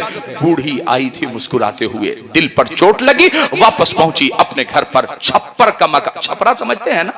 छप्पर, छप्पर का हमारे यहाँ छपरा कहते हैं यार, आप यहाँ पता नहीं क्या कहते हैं। छपरे का मकान था, कुटिया थी कुटिया। उसकी एक अदद बेटी थी ज़ईफा की। उसने पूछा अम्मी खैरियत तो है? क्या बात है? गई थी मुस्कुराते हुए, पलटी हो रोते हुए। तो कहा था ज़ईफा ने, बेटा गए थे हम आज करीब से गौस पाक की ज़ियारत करने, मगर मुझे दरवाजे से दरबानों ने वापस कर दिया। कहा फिर? कहा बेटा आज जिक्र मुस्तफा की महफिल में न बैठ सकी, मैं बड़ी कम नसीब हूँ। तो बेटी ने कहा था माँ परेशान न हो, जिक्र मुस्तफा की महफिल मुनक़िद करने के लिए 10-20 हजार का मजमा नहीं चाहिए, लाइट टेंट और माइक की जरूरत नहीं है, हजारों का मजमा नहीं चाहिए। 10-5 आशिकाने मुस्तफा बैठ जाएं और हुजूर के जिक्र की महफिल मुनक़िद कर ले, बस काम पूरा हो जाएगा। हजरत बस उसने अपने पड़ोस में नानी, दादी, खाला, फूफी को जाकर उसने बताया, चराग जलाया। चराग की रोशनी में 10-5 औरतें बैठ गईं जिक्र मुस्तफा की महफिल के लिए। तो बेटी ने कहा था, माँ आप कुरान की कोई सूरत पढ़ लो, मैं नबी की नात पढ़ देती हूँ। जिक्र की महफिल मुनक़िद हो गई। गौर कीजिएगा, जरूरी नहीं इतना बड़ा टेंट हो तभी जिक्र मुस्तफा की महफिल मुनक़िद होगी। नहीं नहीं, जानते हो तारीख बताती है कि जिक्र मुस्तफा की महफिल शुरू हो गई। माँ ने कुरान पढ़ा, बेटी खड़ी हो गई नबी की नात पढ़ने के लिए। अभी बेटी दरूद पढ़ा ही रही थी, इतने में दरवाजे पर दस्तक हुई। अस्सलामु अलैकुम मम्मी जान। बूढ़ी औरत ने पूछा, वालेकुम सलाम, कौन है दरवाजे पर? अंदर मत आइएगा, यहाँ पर्दा नशीन खवातीन बैठी हुई हैं। आवाज आई, माँ मैं अब्दुल कादिर जिलानी आपके दरवाजे पर खड़ा हूँ, इजाजत मिल सकती है, मैं आपके अंदर घर के अंदर आ सकता हूँ? तो ज़रीफा ने कहा, बेटा मजाक न कीजिए, आज आपको देखने तो वहां गई थी, दरबानों ने धक्के मार के मुझे वापस कर दिया। ए मेरे लाल, कहाँ मेरी कुटिया, कहाँ अब्दुल कादिर जिलानी? तो बड़े पीर इरशाद फरमाते हैं, माँ घबराओ मत, मैं ही हूं अब्दुल कादिर जिलानी। कहा बेटा फिर अंदर आ जाओ। ज़रीफा इस्तक़बाल गौसे आज़म के लिए खड़ी हो गई, और जब खड़ी हुई तो उसने करीब से गौस पाक को देखा। फरमाया, हुजूर आज तो आप 20 हजार के मजमे में खलीफे बगदाद के यहाँ खिताब करने जा रहे थे। हुजूर वाला, कहाँ खलीफे बगदाद का महल और कहाँ गरीब की कुटिया, सरकार यहाँ कैसे आना हुआ? तो सुनो, बड़े पीर ने इरशाद फरमाया, माँ मैं जा तो रहा था खलीफे बगदाद के यहाँ, मगर रास्ते ही में था, इतने में मदीने वाले नाना मुस्तफा ने मुझे खबर दी, मैं मदीने से आ रहा हूँ बगदाद की सरजमीन पर, मगर खलीफे बगदाद के यहाँ नहीं, किसी गरीब की कुटिया में मुझे अकीदत से याद किया जा रहा है, मुझे मोहब्बत से याद किया जा रहा है। तब मैंने कहा था कि सरकार की मीलाद से दिलशाद रहेगा, दिलशाद था, दिलशाद है, दिलशाद रहेगा। एक रोज आएगा मिट जाएगा अमेरिका, बगदाद था, बगदाद है, बगदाद रहेगा। हजरात जरा गौर तो कीजिएगा, मैंने क्या कहा कि आज मजहब इस्लाम का सबसे ज्यादा नुकसान किसने किया? हमने। हमारा अकीदा है, हुजूर तशरीफ लाते हैं, है ना अकीदा? हुजूर हमारी महफिलों में तशरीफ लाएंगे। अब मैं इसे और जरा इसकी व्याख्या कर दूं, इसके और एक्सप्लेन कर दूं। हुजूर पाक इस दुनिया में कितने दिन रहे? जाहिरी तौर पर कितने दिन रहे? 63 साल। जवाब याद रखें, 63 साल। इस 63 साल में हुजूर पाक ने शरीयत को मुकम्मल कर दिया। हुजूर तशरीफ लेकर के गए, इस जाहिरी दुनिया से तशरीफ लेकर के हुजूर गए। 63 साल दुनिया में रहे, फिर हुजूर तशरीफ लेकर के गए। उसके जाने के 1 साल नहीं 100 साल, 2 नहीं 200 साल, 3 नहीं 300 साल, यानी 400 साल, 500 साल, 800 साल, 900 साल हुजूर तशरीफ ले गए। उसके 900 साल के बाद मिस्र की जमीन पर पैदा हुए इमाम अब्दुल वहाब शारानी। उलमा खूब वाकिफ हैं इमाम अब्दुल वहाब शारानी से। इमाम अब्दुल वहाब शारानी फरमाते हैं कि मैंने ऊला, सानिया, सालसा, राबिया, खामसा, सादसा, साबिया सारे जमात की तालीम अलग अलग असातिज़ा से अलग अलग मदरसे में मैंने हासिल कर ली। मगर इमाम अब्दुल वहाब फरमाते हैं, बात जब खत्म बुखारी की आई तो मैंने तन्हा नहीं, मेरे 8 साथियों ने मेरे साथ आलम बेदारी में, आलम ख्वाब में नहीं, आलम बेदारी में पूरी बुखारी हमने किसी दुनियादार से नहीं, जागते हुए मदीने के ताजदार से पढ़ी है, दरगाह में बैठ करके पढ़ी है। कौन कह रहा है? इमाम अब्दुल वहाब शारानी फरमाते हैं कि 900 साल के बाद पूरी बुखारी हमने आमिना के लाल से पढ़ी है, 8 साथियों के साथ हमने पढ़ी है। अब आगे सुनो, ऑनलाइन समझते हैं? ऑनलाइन हम अपने नौजवानों से पूछें, भैया मेरे भाई मेरे लाल एक बात बताओ, ऑनलाइन कब से है? तो ये कहेगा, हजरत आपको नहीं पता है, जब से मोबाइल है तब से है। तो हमने कहा ऑनलाइन तब से है? कहने हाँ। हमने कहा हाँ, यही होता है, अपनी तारीखों को भूल जाने का मतलब, अपने उलमा के करीब ना आने का मतलब यही होता है। तुम्हें लगता है ऑनलाइन तब से है जब से मोबाइल आया। मैं बताऊं, मस्जिद नबी के मिंबर पर खड़े हैं जनाब उमर। बहुत अच्छा है। 300-400 किलोमीटर की दूरी पर जंग लड़ रहे हैं जनाब सारिया, फौज के कमांडर हैं जनाब सारिया। जुमा का दिन, खुतबे का वक्त, मस्जिद नबवी के मिंबर पर खड़े हैं जनाब उमर और अचानक फरमाते हैं या सारिया तो इलल जबल, ए सारिया जरा पहाड़ की जानिब घूम करके देखो, ए सारिया जरा पीछे की जानिब घूम करके देखो। अब गौर कीजिएगा 300-400 किलोमीटर की दूरी है, जनाब सारिया जंग लड़ रहे हैं, जुमे का दिन है, खुतबे का वक्त है, मगर जनाब उमर कहां है? मस्जिद नबवी के मिंबर पर।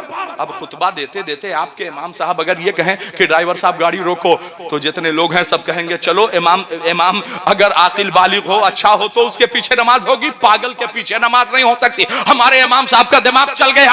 अब खुतबा देते देते बादल अंबिया बित्तहकीक अमीरुल मोमिनीन अबू बकर सिद्दीक, ड्राइवर साहब गाड़ी रोको, ड्राइवर साहब राइट लो, ड्राइवर साहब लेफ्ट लो, तो जितने लोग हैं उठ के कहेंगे काम हो गया, इमाम साहब को तनख्वाह दे दो, इनको इनके घर पहुंचा दो, इनका दिमाग चल गया, इन्हें इलाज की जरूरत है। मगर मस्जिद नबवी में जनाब उमर ने कहा था या सारिया तो इलल जबल, ये सारिया पहाड़ की जानिब घूमो। पहली ही सफ में हजरत अली बैठे हुए थे, बगल में एक बंदा बैठा था, उसने अली के जानू पर हाथ रखा, कहा गए उमर गए काम से। सुना आपने क्या कहा उमर ने? अल्लाह की कसम खुलफाए सलासा में लड़ाइयां लगवाने वालों, झगड़ा कराने वालों, फसाद कराने वालों, एक लम्हा देर किए बगैर मौलाए कायनात ने फरमाया खामोश। वो उमर है, उमर जब भी बोलता है तो बड़ी मजबूत दलीलों के साथ बोलता है। याद रखना वो उमर है, उमर। उमर के मिजाज के मुताबिक 22 आयत कुरानिया का नुज़ूल हुआ है, खबरदार उनके खिलाफ ना बोलना। हजरात जनाबे उमर ने ऑनलाइन देखा कि नहीं देखा, ईमानदारी से बताइएगा। न कंप्यूटर था, न इंटरनेट था, न लैपटॉप था, न जदीद आलात था, कुछ भी नहीं था, मगर मस्जिद नबवी के मिंबर से जनाबे उमर ने ऑनलाइन देखा कि नहीं। आप कहते हो ऑनलाइन मोबाइल आने के बाद है, मैं बताता हूं ऑनलाइन है क्या। अच्छा एक बात बताओ कि जनाबे उमर ने देख लिया तो हैरत की बात नहीं, कौन सा एयरफोन जनाबे सारिया ने लगा रखा था भैया, क्यों तुरंत सुन लिया उन्होंने, सुन भी लिया, देख भी लिया, पलट के अमल भी कर लिया, जंग भी जीत गए। आप कहते हो ऑनलाइन था ही नहीं। ऑनलाइन जानते हो, ये इंडिया का सबसे बूढ़ा हाजी हज उमरा करने जाता है तो 7 चक्कर लब्बैक अल्लाहुम्मा लक लब्बैक, और चक्कर मुकम्मल करने के बाद कहता है हजरत वो हजरे असवद को बोसा दे ले, तो मौलाना साहब बताएंगे चले तो जाओ चचा, लेकिन उर्स की तारीख फिक्स हो जाएगी, वापस नहीं आओगे, इसलिए कि 7-7 फीट के लोग वहां पर उमरा कर रहे हैं, वहां दीवारे काबा को चिमट करके खड़े हैं। चचा तुम्हारे मुंह में दांत नहीं, पेट में आंत नहीं, कहां जाओगे, वहां बच करके नहीं आ सकते हो। तो चचा कहेंगे ए बच्चा एक बात बताओ, हम क्या करें कि हमारा काम पूरा हो जाए। तो मौलाना साहब कहते हैं कि चचा आप इस्तेलाम कर लीजिए। इस्तेलाम क्या है? अपनी दोनों हथेलियों को हजरे अस्वद की जानिब करके उसे चूम लीजिए, सलाम हो गया। मगर चचा को सुकून न हुआ। हजरत एक बात बताओ, इतनी दूर से हमने किया है तो क्या हमारा काम पूरा हो गया? तो मौलाना साहब बताते हैं कि हजरे अस्वद में एक ऐसी मकनातीसी कुव्वत है, एक ऐसा मैग्नेटिक सिस्टम है कि 100, 200, 300, 500 मीटर की दूरी से अगर आपने इस्तेलाम कर लिया तो जैसे हजरे अस्वद आपको उसके करीब जाने से गुनाहों को खींच लेता है, ऐसे ही हजरे अस्वद 500 मीटर की दूरी से आपके गुनाहों को जज्ब कर लेता है, ऑनलाइन आपके गुनाहों को खींच लेता है। आप कहते हो ऑनलाइन मोबाइल आने के बाद हुआ, मगर सुनो ऑनलाइन कब से है? हम सलाम पढ़ते थे या नबी सलाम अलैका, या रसूल सलाम अलैका। आला हजरत ने फरमाया कि एक एक सलाम क्यों लेते हो, अब पढ़ो मुस्तफा जाने रहमत पे लाखों सलाम, शमे बज़्म हिदायत पे लाखों सलाम, लाखों लाख क्यों नहीं भेजते? तो दुश्मनों ने कहा लो भैया अब तो 91 लाखों लाख भेजा जा रहा है। तो शिकायत आला हजरत तक आई तो आला हजरत ने कहा अभी तो लाखों लाख में पढ़ा जा रहा था, अब सुबह से पढ़ो। काबे के बदरुद्दोजा तुम पे करोड़ों दरूद, तैबा के शम्सुद्दोहा तुम पे करोड़ों दरूद, लाखों लाख ताब करोड़ों करोड़। बात दुश्मनों तक तो पहुंची तो कहने लगे कि छेड़ो ना, नहीं वो रजा है रजा, अभी अरबों खरबों में सलाम भेज देगा। तो आला हजरत ने कहा अगर दुश्मनों ने सरेंडर कर दिया है तो अब मैं भी कहता हूं गिनती बंद, और अब पढ़ो हम गरीबों के आका पे बेहद दुरूद, हम फकीरों के सरवत पे लाखों सलाम। ऑनलाइन सलाम समझते हो? ऑनलाइन सलाम क्या है? नहीं हजरत, ऑनलाइन सलाम नहीं समझते। ऑनलाइन सलाम जानते हो क्या है?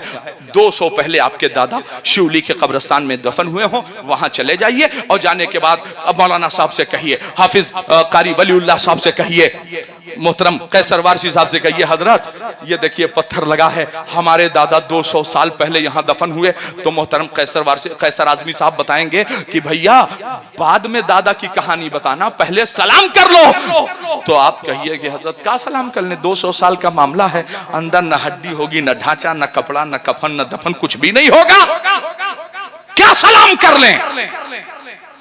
तो मैं बात और मजबूत कर दूं, अदालत कर्नाटका ने अभी चंद महीनों पहले कहा था दुकान हटाओ, मकान हटाओ, सड़कों को चौड़ी किया जाए। तो कहा मस्जिद है, कहा तोड़ दो, कहा मंदिर है, कहा हटा दो, कहा दरगाह है, कहा उसे भी हटा दो। मुफ्तियान एज़ाम का पैनल बैठा, मुत्तफ़क़ा फैसला हुआ कि सैयद महमूद शाह कादरी जो 288 साल पहले जमीन में दफन किए गए थे, 288 साल के पहले उलमाए किराम का मुत्तफ़क़ा फैसला हुआ कि महमूद शाह कादरी के मजार को खोला जाए, इनके जस्ते खाकी को निकाल करके यहां से दूसरे कब्रिस्तान में मुंतकिल कर दिया जाए।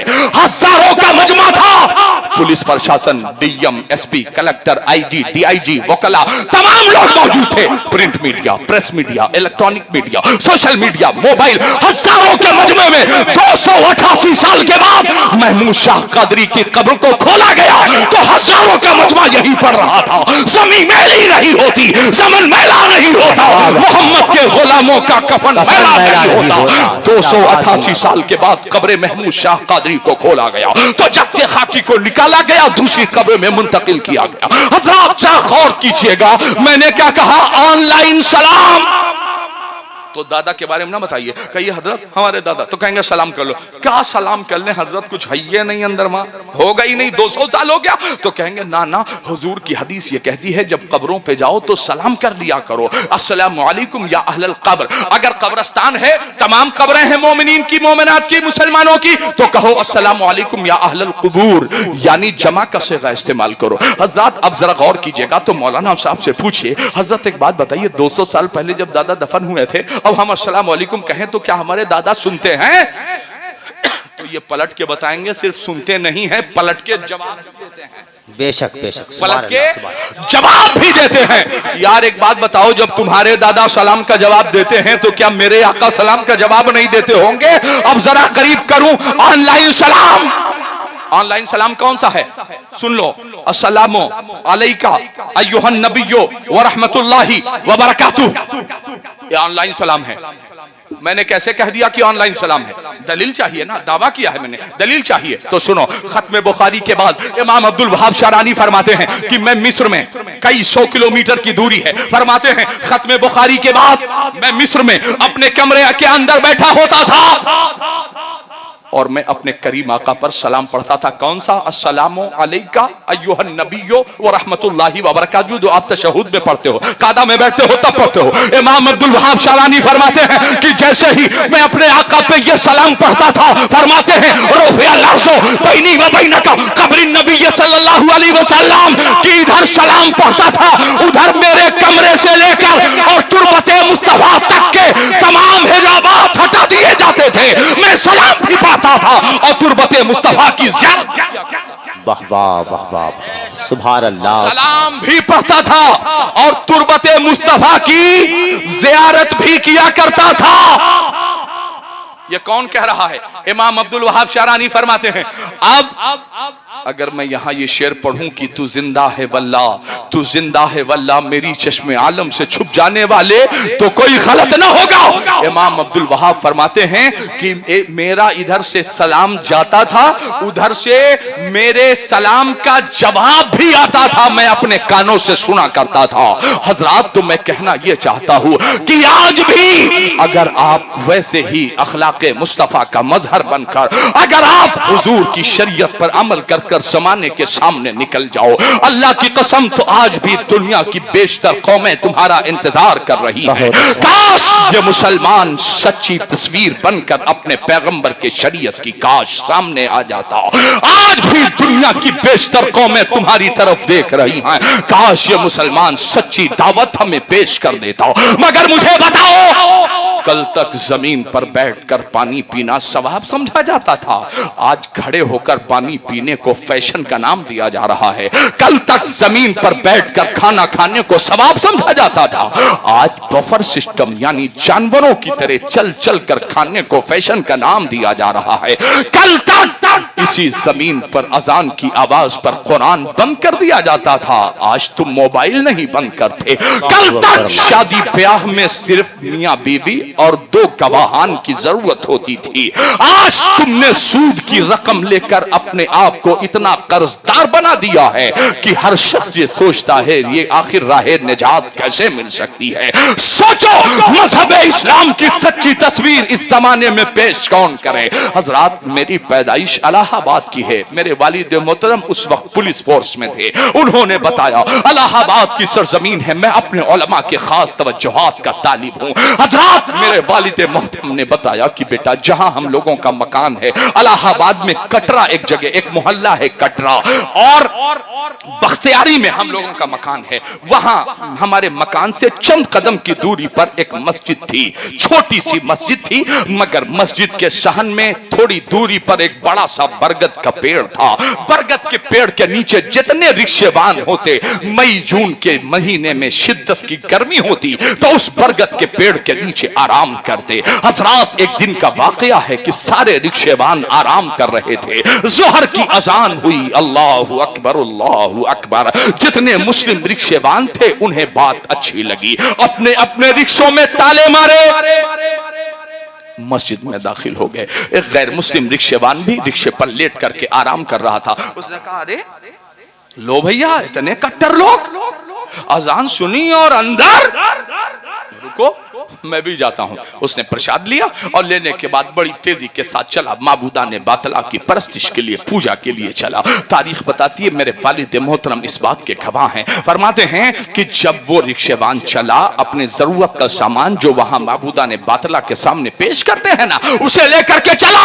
अभी पहला कदम दहलीज पर रखना ही चाहता था, इतने में अंदर से आवाज आई, हाँ हाँ खबरदार, अंदर ना आना, जमीन को अपवित्र न करना, जमीन को नापाक न करना, ओ काले कलौटे इंसान, वहीं से वापस हो जा, शूद्र है, चला जा यहां से, वापस चला जा। हजरात, दिल को ठेस पहुंची, उसने जो कुछ देना था वहां दिया, उसके बाद रिक्शे से वापस पलटा। जोहर में 12 रकात नमाज होती है, इधर से वापस पहुंचा तो जोहर की नमाज तकरीबन खत्म हो चुकी थी। जितने रिक्शेवान, जितने नमाजी थे, सब के सब मस्जिद से निकल रहे थे नमाज पढ़ के, और नमाज पढ़ने के बाद इसने अपने मुस्लिम रिक्शेवान दोस्तों को इसने रोका, और रोकने के बाद कहा, यार जरा एक किनारे आओ, करीब आ जाओ यार हमारे, बताओ क्या बात है। तो उस गैर मुस्लिम रिक्शेवान ने पूछा था, एक बात बताओ, जब तुम लोग मस्जिद के अंदर जाते हो तो वजू बनाने के लिए क्या तुम्हें कोई टैक्स देना पड़ता है? क्या तुम्हारे लिए कोई अलग जगह है? तो कहा नहीं तो। का सच सच बताना, जब अंदर जाते हो तो क्या कोई फिदिया देना पड़ता है, कोई टैक्स वैक्स देना पड़ता है तुम्हें? कहा नहीं। कहा सबके साथ बैठ जाते हो? कहा हाँ यार, वो होटलों पर, चौराहों पर, विधानसभा में और सड़कों पर, और विधायक जी के घर पर, और इंजीनियर साहब के घर पर, डॉक्टर साहब, प्रोफेसर साहब, वकील साहब के घर पर कंधे से कंधा न मिला पाए, कोई बात नहीं। यही तो एक ऐसी जगह है दोस्त जहां कंधे से कंधा मिला के शान के साथ खड़े हो जाते हैं। किसी की हैसियत नहीं है कि कोई कह दे, रिक्शावान जरा पीछे जाओ, हम यहाँ नमाज पढ़ेंगे, और ठेला चलाने वाला पीछे चला जा, मैं नमाज यहाँ पढ़ूंगा। किसी की हैसियत भी नहीं है, बड़े से बड़ा मुफ्ती भी किसी को यह नहीं कह सकता है कि तू पीछे चला जा। हजरात, तारीख बताती है। उसने कहा, क्या कहा? हाँ यार, बाहर तो हिसाब किताब होता है, अंदर 2-3 लीटर 5 लीटर तक पानी इस्तेमाल कर लेते हैं, कोई बोलने वाला नहीं रहता। कहा अच्छा, कहा नमाज पढ़ने के लिए कोई अलग जगह है, रिजर्वेशन है तुम लोगों का? कहा नाना, पहले जाते हैं तो पहली सफ में सीना तान के इमाम के ठीक पीछे खड़े हो जाते हैं, दाईं तरफ बाईं तरफ जहां जगह मिली वहीं खड़े हो जाते हैं। उसने कहा, यार एक बात बताओ, ना कोई पैसा देते हो, तुम भी रिक्शा चलाते हो, हम भी चलाते हैं, तुम भी काले हो, हम भी काले हैं, तुम्हारा भी लिबास फटा है, हमारा भी लिबास फटा है, तुम भी गुर्बत ज़दा हो, हम भी गुर्बत ज़दा है, यार एक बात तो बताओ, तुम्हारा पैसा नहीं लगता, अंदर चल कह रहे हो, जाते हैं, वजू बनाते हैं, नमाज पढ़ते हैं। कहा कहा यार हम तो गए थे अभी, तो वहां से धक्का मार करके बाहर कर दिया। तो कहा भाई उस सिस्टम के बारे में हमको जानकारी नहीं है। तो उस गैर मुस्लिम रिक्शेवान ने क्या कहा सुनिए। उस गैर मुस्लिम रिक्शेवान ने कहा था यार एक बात बताओ, अपने मौलाना साहब से हम लोगों को मिला सकते हो? तो कहा हाँ हाँ, मौलाना साहब से मिलने के लिए कोई प्रोटोकॉल थोड़ी है, आओ। तो जोहर की नमाज खत्म हो चुकी थी। मौलाना साहब कमरा बंद करके, अपना हुजरा बंद करके आराम फरमा रहे थे। तारीख बताती है कि जैसे ही रिक्शेवानों ने दरवाजा नॉक किया, दरवाजे पर इन्होंने खटखटाया, कुंडी बजाई, तो अंदर से मौलाना साहब ने पूछा कौन है दरवाजे पर? तो कहा हजरत हम फला रिक्शेवान, हम फला रिक्शेवान। तो मौलाना साहब ने डांटा नहीं, मौलाना साहब ने झिड़का नहीं कि हमारे कैलूला का वक्त है, हमारे आराम का वक्त है, हमें डिस्टर्ब ना करो। मौलाना साहब ने दरवाजा खोला तो रिक्शेवान का बयान है कि इनसे थोड़ी मिलवाने के लिए कहा था, बड़े वाले मौलाना साहब से मिलवाओ, बड़े वाले। तो कहा कि कौन बड़े वाले? कहा ये थोड़ी बड़े वाले हैं, इनका बनियान देखो 8-10 छेद नजर आ रहा है, तहबंद 2-3 जगह पर सिला हुआ है, कुर्ता उल्टा सीधा है, ये लोटे में पानी बदले में पीते हैं। कहा इनसे नहीं, मैंने बागी से मिलवाने के लिए नहीं कहा है, यहाँ के प्यून और सफाई कर्मी से नहीं कहा है, बड़े वाले मौलाना साहब जो ये वाला जुब्बा पहन के साफा पहन के आते हैं उनसे मिलवाओ। तो कहा कि भैया गलत फहमी ना पालो, इनकी बनियान ना देखो, वेस्ट ना देखो, इनका कपड़ा ना देखो, इतना पावर है कि 72 बार सुभान रब्बियल आला पढ़ा दे, किसी की हैसियत नहीं है कि कोई इनसे पूछ भी ले। इनका पावर इतना है कि ये फजर की नमाज में सूरह रहमान पढ़ा दे, सूरह यासीन पढ़ा दे, कोई पूछने वाला नहीं। तो कहा मेन यही है, कहा मेन मौलाना साहब यही हैं। तो कहा अच्छा, तो मौलाना साहब एक बात बताइए। कहा हाँ बताओ। कहा मौलाना साहब एक बात बताइए, अगर मैं मुशर्रफ ब इस्लाम हो जाऊं, इस्लाम के कवानीन मुझे बहुत अच्छे लगे, हुजूर अगर मैं मुशर्रफ ब इस्लाम हो जाऊं तो क्या मुझे साथ में खड़े होने का मौका मिलेगा? क्या मस्जिदों में दाखिल होने की इजाजत मिलेगी? क्या एक साथ हमें पानी पीने का मौका मैसर आएगा? हुजूर वाला हमें कोई भगाएगा तो नहीं, हमें कोई झड़कियां तो नहीं देगा, हमें कोई फटकारेगा तो नहीं? इमाम साहब बड़े सुलझे हुए आदमी थे।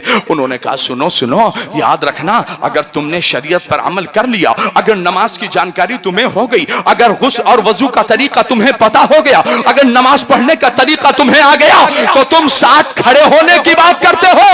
अगर हम नहीं रहेंगे, मस्जिद में कोई जानकार नहीं रहेगा, तो तुम्हें इतनी अथॉरिटी है कि मुसल्ले पे जाकर नमाज पढ़ा देना, तुम्हें यह अथॉरिटी है कि मुसल्ले पे आकर के नमाज पढ़ा देना। कहा मौलाना साहब सही कह रहे हैं? कहा हाँ। तो कहा मौलाना साहब तब देर न कीजिए, हाथ बढ़ाइए, मुझे मुशर्रफ इस्लाम कर दीजिए, जरा गौर कीजिएगा, इस्लाम की सच्ची तस्वीर पेश की है रिक्शेवानों ने। रिक्शेवानों ने नमाज पढ़ी है तो उन्हें देखकर लोग दायरे इस्लाम में दाखिल हो रहे हैं। मुसलमानों बताओ, जब तुम अपनी अजानों पर रक्स और सुरूर की महफिलें बंद नहीं करते, यकीन से बताओ गैर मुस्लिम सोचता है अगर अजान का एहतराम होता तो पहले ये मुसलमान जरूर करता। तुम्हारी मस्जिदों में 2-3 नमाजियों के अलावा कोई दिखता नहीं है। गैर मुस्लिम सोचता है अगर नमाज जरूरी होती तो ये मुसलमान जरूर जाता। जब तुम होटलों पर बैठकर आधी चाय के लिए अल्लाह की कसम, खुदा की कसम, मक्के की कसम, कुरान की कसम खा लेते हो ना, तो गैर मुस्लिम सोचता है यार ये कौन सा मुसलमान है आधी चाय के लिए अल्लाह की कसम खा ले रहा है। जब तुम अपने भाई की जमीन पर कब्जा करते हो ना, तो तुम्हारा गैर मुस्लिम सोचता है पड़ोसी की यार मुसलमानों का तो ये किरदार नहीं हो सकता है।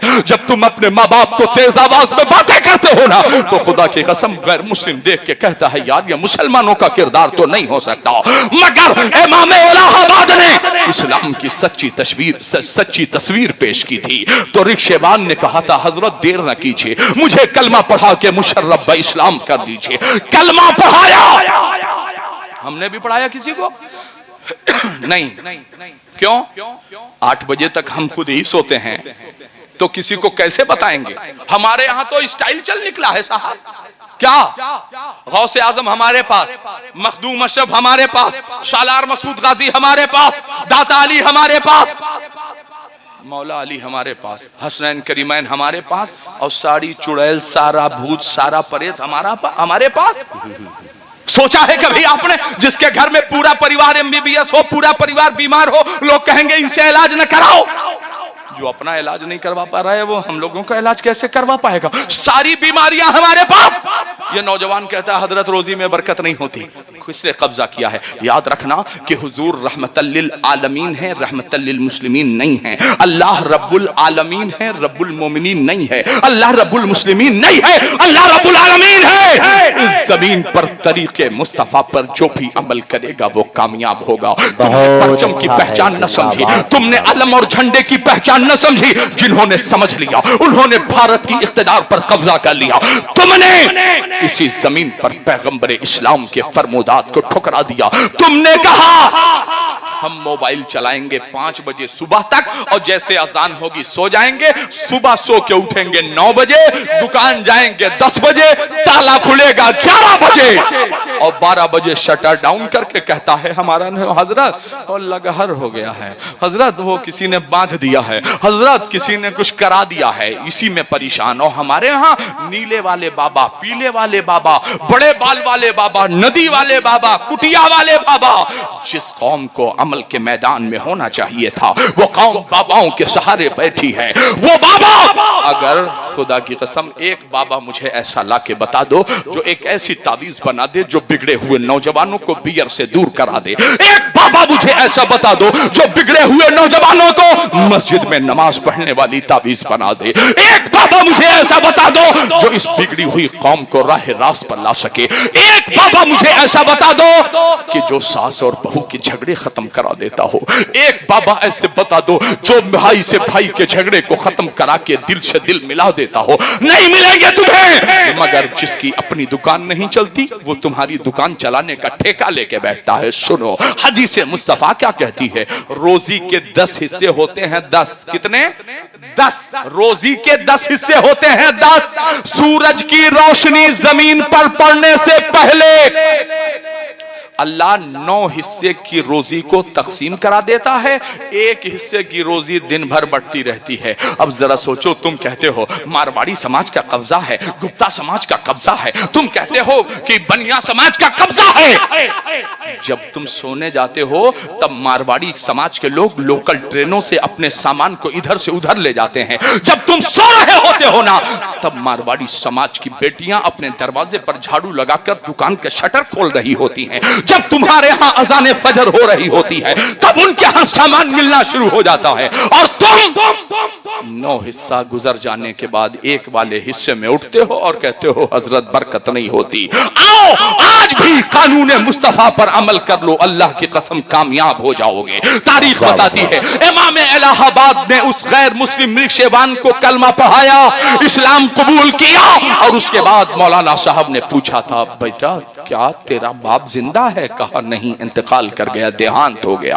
क्या तेरी बीवी है? नहीं, शादी नहीं हुई गुर्बत की बुनियाद पर। तो बच्चों का सवाल भी नहीं उठता है। तो कहा कौन है तेरे परिवार में? कहा न भाई है, न बहन है, न बाप है, न बीवी है, न बच्चे हैं। मेरी एक अदद ज़ईफा माँ है जिसकी उम्र तकरीबन 85 साल है। 85 साल मेरी ज़ईफा माँ है। कहा फिर?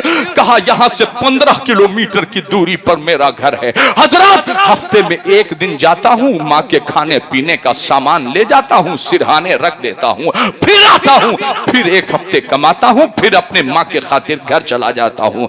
तो इमाम इलाहाबाद ने कहा था नहीं बेटा, आज से 10 रुपए कम कमाना मगर रोज अपनी माँ की खिदमत के लिए जाना। सुनो गरीब बच्चों का मजाक उड़ाने वालों, किसी शायर ने कहा था कदम कदम पे वो रुसवा जरूर होता है जो अपनी माँ की दुआओं से दूर होता है। गरीब बच्चा तुम्हारी नजर में कुछ भी नहीं मगर किसी की निगाहों का नूर होता है। याद रखना क्या कहा था बेटा, आज से 10 रुपए कम कमाना मगर अपनी माँ की खिदमत के लिए चले जाना। यह नहीं कहा कि माँ मुशरिका है तो मत जाना, यह नहीं कहा कि माँ काफिरा है तो मत जाना। कहा बेटा अब तेरे माँ को काजू बादाम की जरूरत नहीं है, अब तेरे माँ को बिस्किट नमकीन की जरूरत नहीं है, अब तेरी माँ को जरूरत है तेरे लम्स की। आखिरी वक्त में तेरी माँ तेरी कुर्बत चाहती है, अपने कलेजे से तुझे लगा कर रखना चाहती है। हजरात चूंकि 9 मुस्लिम मासूम था ना, बात इमाम इलाहाबाद की कलेजे में उतर गई। उसने 10 रुपए कम कमाया मगर असर के बाद ही अपने घर की तरफ चल पड़ा। पहले दिन घर पहुंचा तो माँ परेशान न हुई, दूसरे दिन पहुंचा, तीसरे दिन पहुंचा, चौथे पांचवें दिन, हफ्ते भर जब गैर मुस्लिम जो नौ मुस्लिम हो चुका था जब लगातार घर पहुंच रहा था, उसकी 85 साला शरीफा माँ ने कहा था, ओ मेरे शहजादे, एक एक हफ्ते मेरी आंखें पथरा जाती थी तेरे इंतजार में। मैं सोचती थी कब आएगा मेरा लाल, कब आएगा मेरा नूरे नजर। ओ मेरे बेटे, मैं तेरे दौलत की ख्वाहिशमंद नहीं, इन बूढ़ी आंखों से तुझे देख लेती हूं तो आंखों का नूर वापस आ जाता है। ओ मेरे शहजादे, एक दिन, 2 दिन, 3 दिन, 4 दिन, हफ्ते भर से लगातार तू घर आ रहा है। तो उस नौ मुस्लिम ने कहा था, माँ पहले किसी और मजहब को मानता था, अब मजहब इस्लाम कबूल कर लिया है, अब मैं मुशर्रफ इस्लाम हो चुका हूँ। कहा, बेटा क्या कह रहे हो, अपने अजदाद के धर्म को नष्ट कर दिया तुमने? कहा, हाँ माँ, वो धर्म जो इंसानियत न सिखाता हो माँ, जिस धर्म में मैं हूँ वो धर्म कहता है राह चलते हुए पत्थर हटा दो तो सवाब है, कांटा हटा दो सवाब है, अगर किसी प्यासे को पानी पिला दो तो सवाब है, किसी भूखे को खाना खिला दो तो रब राजी हो जाता है। वो धर्म ये कहता है अगर तेरा पड़ोसी हिंदू ही सही अगर भूखा सो रहा है तो याद रखना तेरे लिए वो लुकमा हराम है। अगर तेरा पड़ोसी भूखा सो रहा है, याद रखना जिस मजहब में मैं हूं माँ, वो मजहब कहता है कि इंसान इंसान बराबर है। वो मजहब कहता है अपने माँ बाप की खिदमत किया करो माँ। आज तक मुझे ये पता नहीं था माँ, अब मैं मुसलमान हो चुका हूँ। हजरात, उस रिक्शेवान का बयान है, रात को 2:30 बज रहे थे। 2:30 बजे रात में मैंने अपनी बूढ़ी माँ के दोनों आंखों से आंसू निकलते देखे और 2:30 बजे रात में मेरी ज़ईफा माँ ने मेरी कलाई को पकड़ा, दूसरे हाथ में अपनी बूढ़ी लाठी को पकड़ा और पकड़ के दरवाजे के तरफ चली। तो मैंने कहा, माँ कोई हाजत है क्या, माँ कोई जरूरत है क्या? तो उस बूढ़ी का जवाब सुनो, ज़ईफा का जवाब सुनो। उसने कहा था, ओ मेरे शहजादे, मुझे 2:30 बज रहे हैं या 2, इससे मतलब नहीं है, मुझे रात की तारीकी में अपने रिक्शे पर बिठा दे, रात की तारीकी में मुझे अपने रिक्शे पर सफर करा दे और मेरा मानना यह है कि अजाने फजर से पहले पहले मुझे इमाम इलाहाबाद से मिला दे। मैं ये सोच रही हूँ कि जब 1400 साल बाद वाला इमाम इतना अच्छा है तो 1400 साल पहले वाला इमाम उलंबिया कितना अच्छा रहा होगा। जरा जल्दी करो, मुझे लेके चलो इमाम इलाहाबाद तक। इमाम इलाहाबाद के दहलीज पर अजान फजर से पहले पहले पहुंच गई। कहा, मौलाना, जो बिछड़े हुए माँ और बेटे को हफ्ते हफ्ते भर दूर रहने वाले माँ बेटे को एक साथ रहने की तलकीन करता हो, जो मेरी इस बूढ़ी आंखों में नूर देने का काम करता हो, ओ हजरत, ओ मौलाना साहब, मेरा बेटा ना पढ़ेगा, मैं भी पढ़ूंगी। अशहदु अल्ला इलाहा इल्लल्लाहु व अशहदु अन्ना मुहम्मदन अब्दुहु व रसूलुहु। हजरात, मैंने क्या कहा, मैं 1400 साल पहले वाली गुफ्तगू नहीं कर रहा, मैं आज की बात कर रहा हूं, अभी ज्यादा से ज्यादा 35 साल पहले की बात कर रहा हूं। सोचो, क्या ये किरदार हमने अपने पड़ोसियों में पेश किया है? आपका जवाब होगा नहीं। तो फिर मिलादे मुस्तफा मनाने का क्या फायदा? मिलादे मुस्तफा मनाने वाला मुसलमान ये ऐलान करे। हजरत ने खाना खिलाया, बड़ा शानदार एहतमाम करवाया था, खाना खिलाया। आप सोच रहे होंगे इतना पैसा एक्स्ट्रा है तो खिला दिया। नहीं नहीं, कुरान पढ़ा है इन्होंने, कुरान जानते हैं ये लोग। सबसे ज्यादा लोग जहन्नम में क्यों जाएंगे जानते हैं आप? आखिरी बात कह के फिर अपनी बहुत अच्छा है, बहुत अच्छा, क्योंकि 12 के करीब हो गए हैं। मैं आखिरी बात करता हूं आपसे, ये पागल थोड़ी हैं, पैसा लुटा रहे हैं। देखा इन्होंने, अजमेर गए आप, लंगर देखा ना, छोटी देख बड़ी देख, कछौछा गए लंगर देखा, बहराइच गए लंगर देखा। क्यों? जो थे वो चले गए, कब्र के अंदर हैं, अब क्या जरूरत थी? मगर सुनो, इन्होंने खाना क्यों खिलाया? अपने अपने घरों में भी ये काम करना शुरू कर दो। बारगाह रिसालत में एक साहबिया हाजिर हुई, अर्ज करती हैं, या रसूल अल्लाह, आज एक शिकायत लेकर हाजिर हुई हूँ। अल्लाह के हबीब फरमाते हैं, हाँ मेरी साहबिया बताओ। अर्ज करती हैं, हुजूर, मेरे शौहर जो आपके सहाबी हैं, इन्हें समझा दीजिए, जब घर पे आते हैं मेहमान लेके आते हैं। आज मेहमान आ जाए तो हम लोगों का मुंह बन जाता है, परेशान हो जाते हैं। क्या कहा कि हुजूर जब आते हैं मेहमान लेके आते हैं, तो हुजूर ने मना नहीं किया, नाराज नहीं हुए।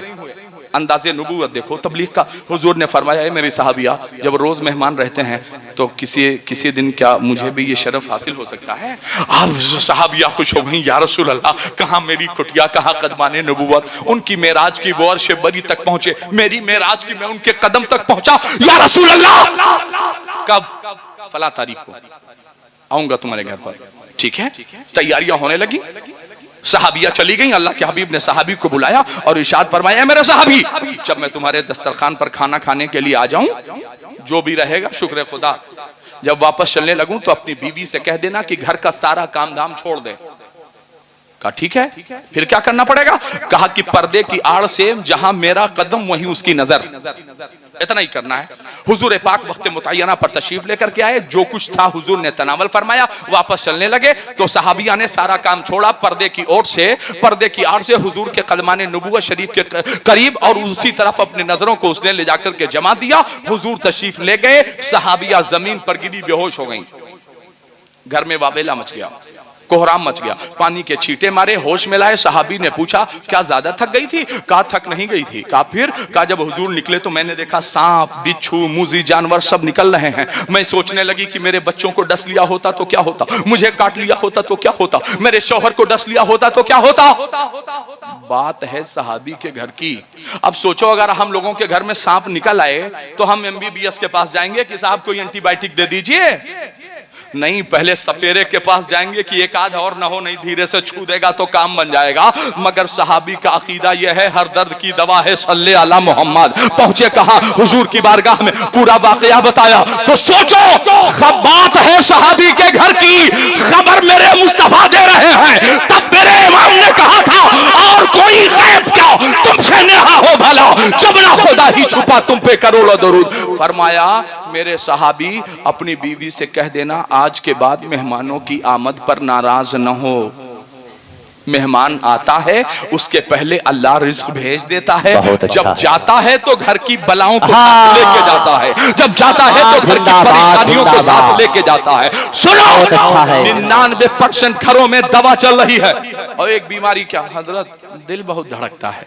इस दिल वाले धड़कने की दवा एक ही है, दस्तरखान पर पार्ले ही खिलाना शुरू कर दो, दस्तरखान पर पानी ही पिलाना शुरू कर दो। याद रखना, जब तक तुम जमीन पर पानी पिलाने का काम करते थे 900 साल तक इसी जमीन पर औरंगजेब आलमगीर बनकर शकुंतला की आबरू की हिफाजत, इसी जमीन पर तुमने इंसाफ कायम किया है, इसी जमीन पर मंदिरों, मस्जिदों, गिरजाघरों की हिफाजत की है तुमने। मगर अब पानी कौन पिलाता है? पानी पिला रहा है कौन? गैर मुस्लिम। बड़े मंगल के नाम पर तो सत्ता किसके हाथ में है? जानते हैं पानी पिलाना बहुत बड़े सवाब का काम है। इमाम ज़ैनुल आबिदीन का नाम सुना है ना? हजरत इमाम हुसैन के बेटे जो करबला से वापस आए थे, पूरी जिंदगी आपने मदीने से बाहर करबला, मदीने से बाहर खेमा लगाकर जिंदगी गुजारी। अचानक एक दिन एक शख्स आया, आप कुरान की तिलावत कर रहे थे, अचानक एक शख्स ने कहा अल्लाह तश अल्लाह तश अल्लाह तश, पानी पानी पानी। आपने कुरान बंद किया, मशकीजे से पानी निकाला, उसके हाथ में थमा दिया। उसने जब ज़ैनुल आबिदीन का चेहरा देखा तो कहा अरे रे रे अरे ये तो हुसैन के बेटे हैं। जल्दी से पानी पिया। उसने मिट्टी का बर्तन जमीन पर रखा। उसने कहा, जब खेमे से बाहर हुए उसने कहा आपने मुझे पहचाना नहीं? तब ज़ैनुल आबिदीन का चेहरा सुर्ख हो गया। फरमाया नादान, तू फला है, तेरे बाप का नाम फला है, तेरे दादा का नाम फला है। तूने जमीन करबला पर मेरे अब्बा हुजूर चचा जान के हाथ काटने में तूने मदद की थी, मैं जानता हूं तुझे। तो उसका था दुश्मन हुसैन ने, जब जानते हो तो पानी क्यों पिलाया?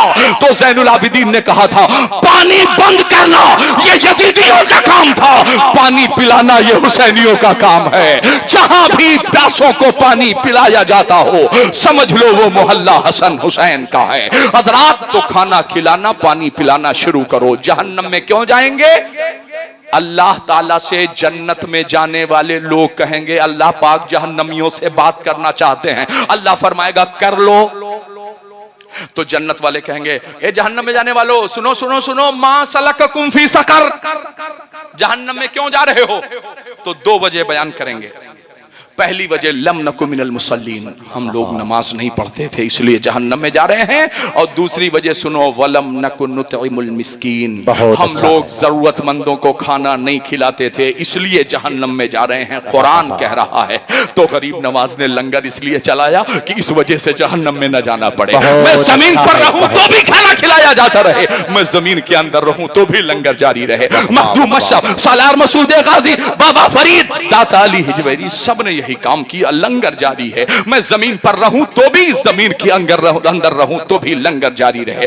यही काम आज इन्होंने भी किया है, हर साल करते हैं। अल्लाह इनके कमाई में बेपनाह बरकतें अता फरमाए। हजरात ये काम आप भी शुरू करो, गरीब को नहीं, चच्चा को, अपने भाई को, मुसाफिर को, सफर करने वाले को, खेत में काम करने वाले को, ठेला चलाने वाले को रोको। मुसलमान होना शर्माओ मत, तुम्हारा ईमान है कि मरोगे, मिट्टी में जाओगे, फिर निकाले जाओगे, फिर हिसाब किताब होगा, एक एक जर्रे का हिसाब होगा, तो नेक काम करो ना।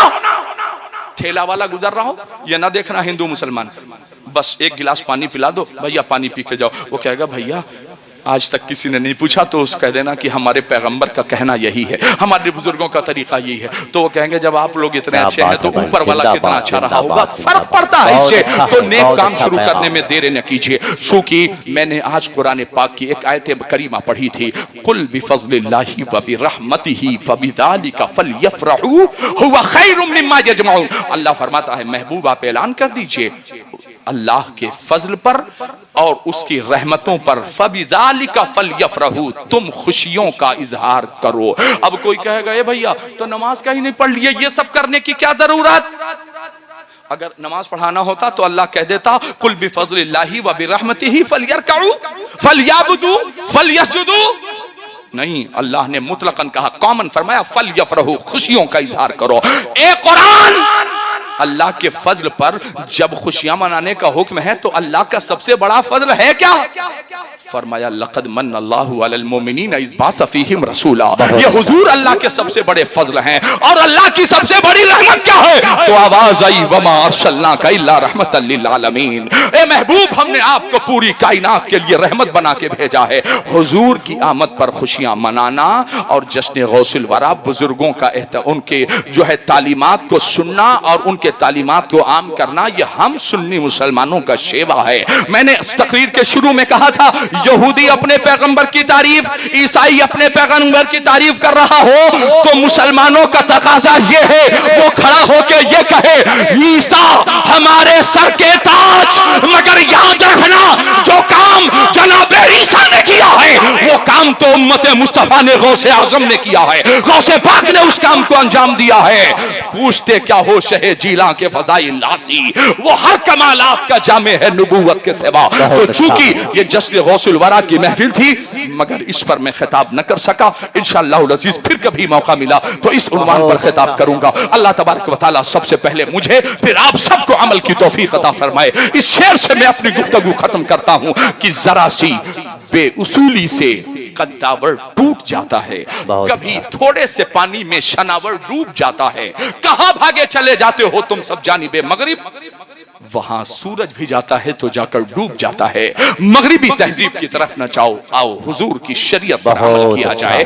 आओ अहद करते हैं इंशाअल्लाह आज के बाद झूठ नहीं बोलेंगे, इंशाअल्लाह आज के बाद नमाजें क़ज़ा नहीं करेंगे, इंशाअल्लाह एक रुकू ही सही मगर कुरान की तिलावत करेंगे, इंशाअल्लाह अपने भाई की ग़ीबत नहीं करेंगे, इंशाअल्लाह आज के बाद तोहमत नहीं लगाएंगे, इंशाअल्लाह आज के बाद झूठी कसमें नहीं खाएंगे, इंशाअल्लाह आज के बाद हुकूकुल्लाह हुकूकुल इबाद दोनों अदा करेंगे। अल्लाह ताला हम सबको अमल की तौफीक अता फरमाए। वमा अलैना इल्लल बलाग। अस्सलामु अलैकुम रहमतुल्लाहि ताला।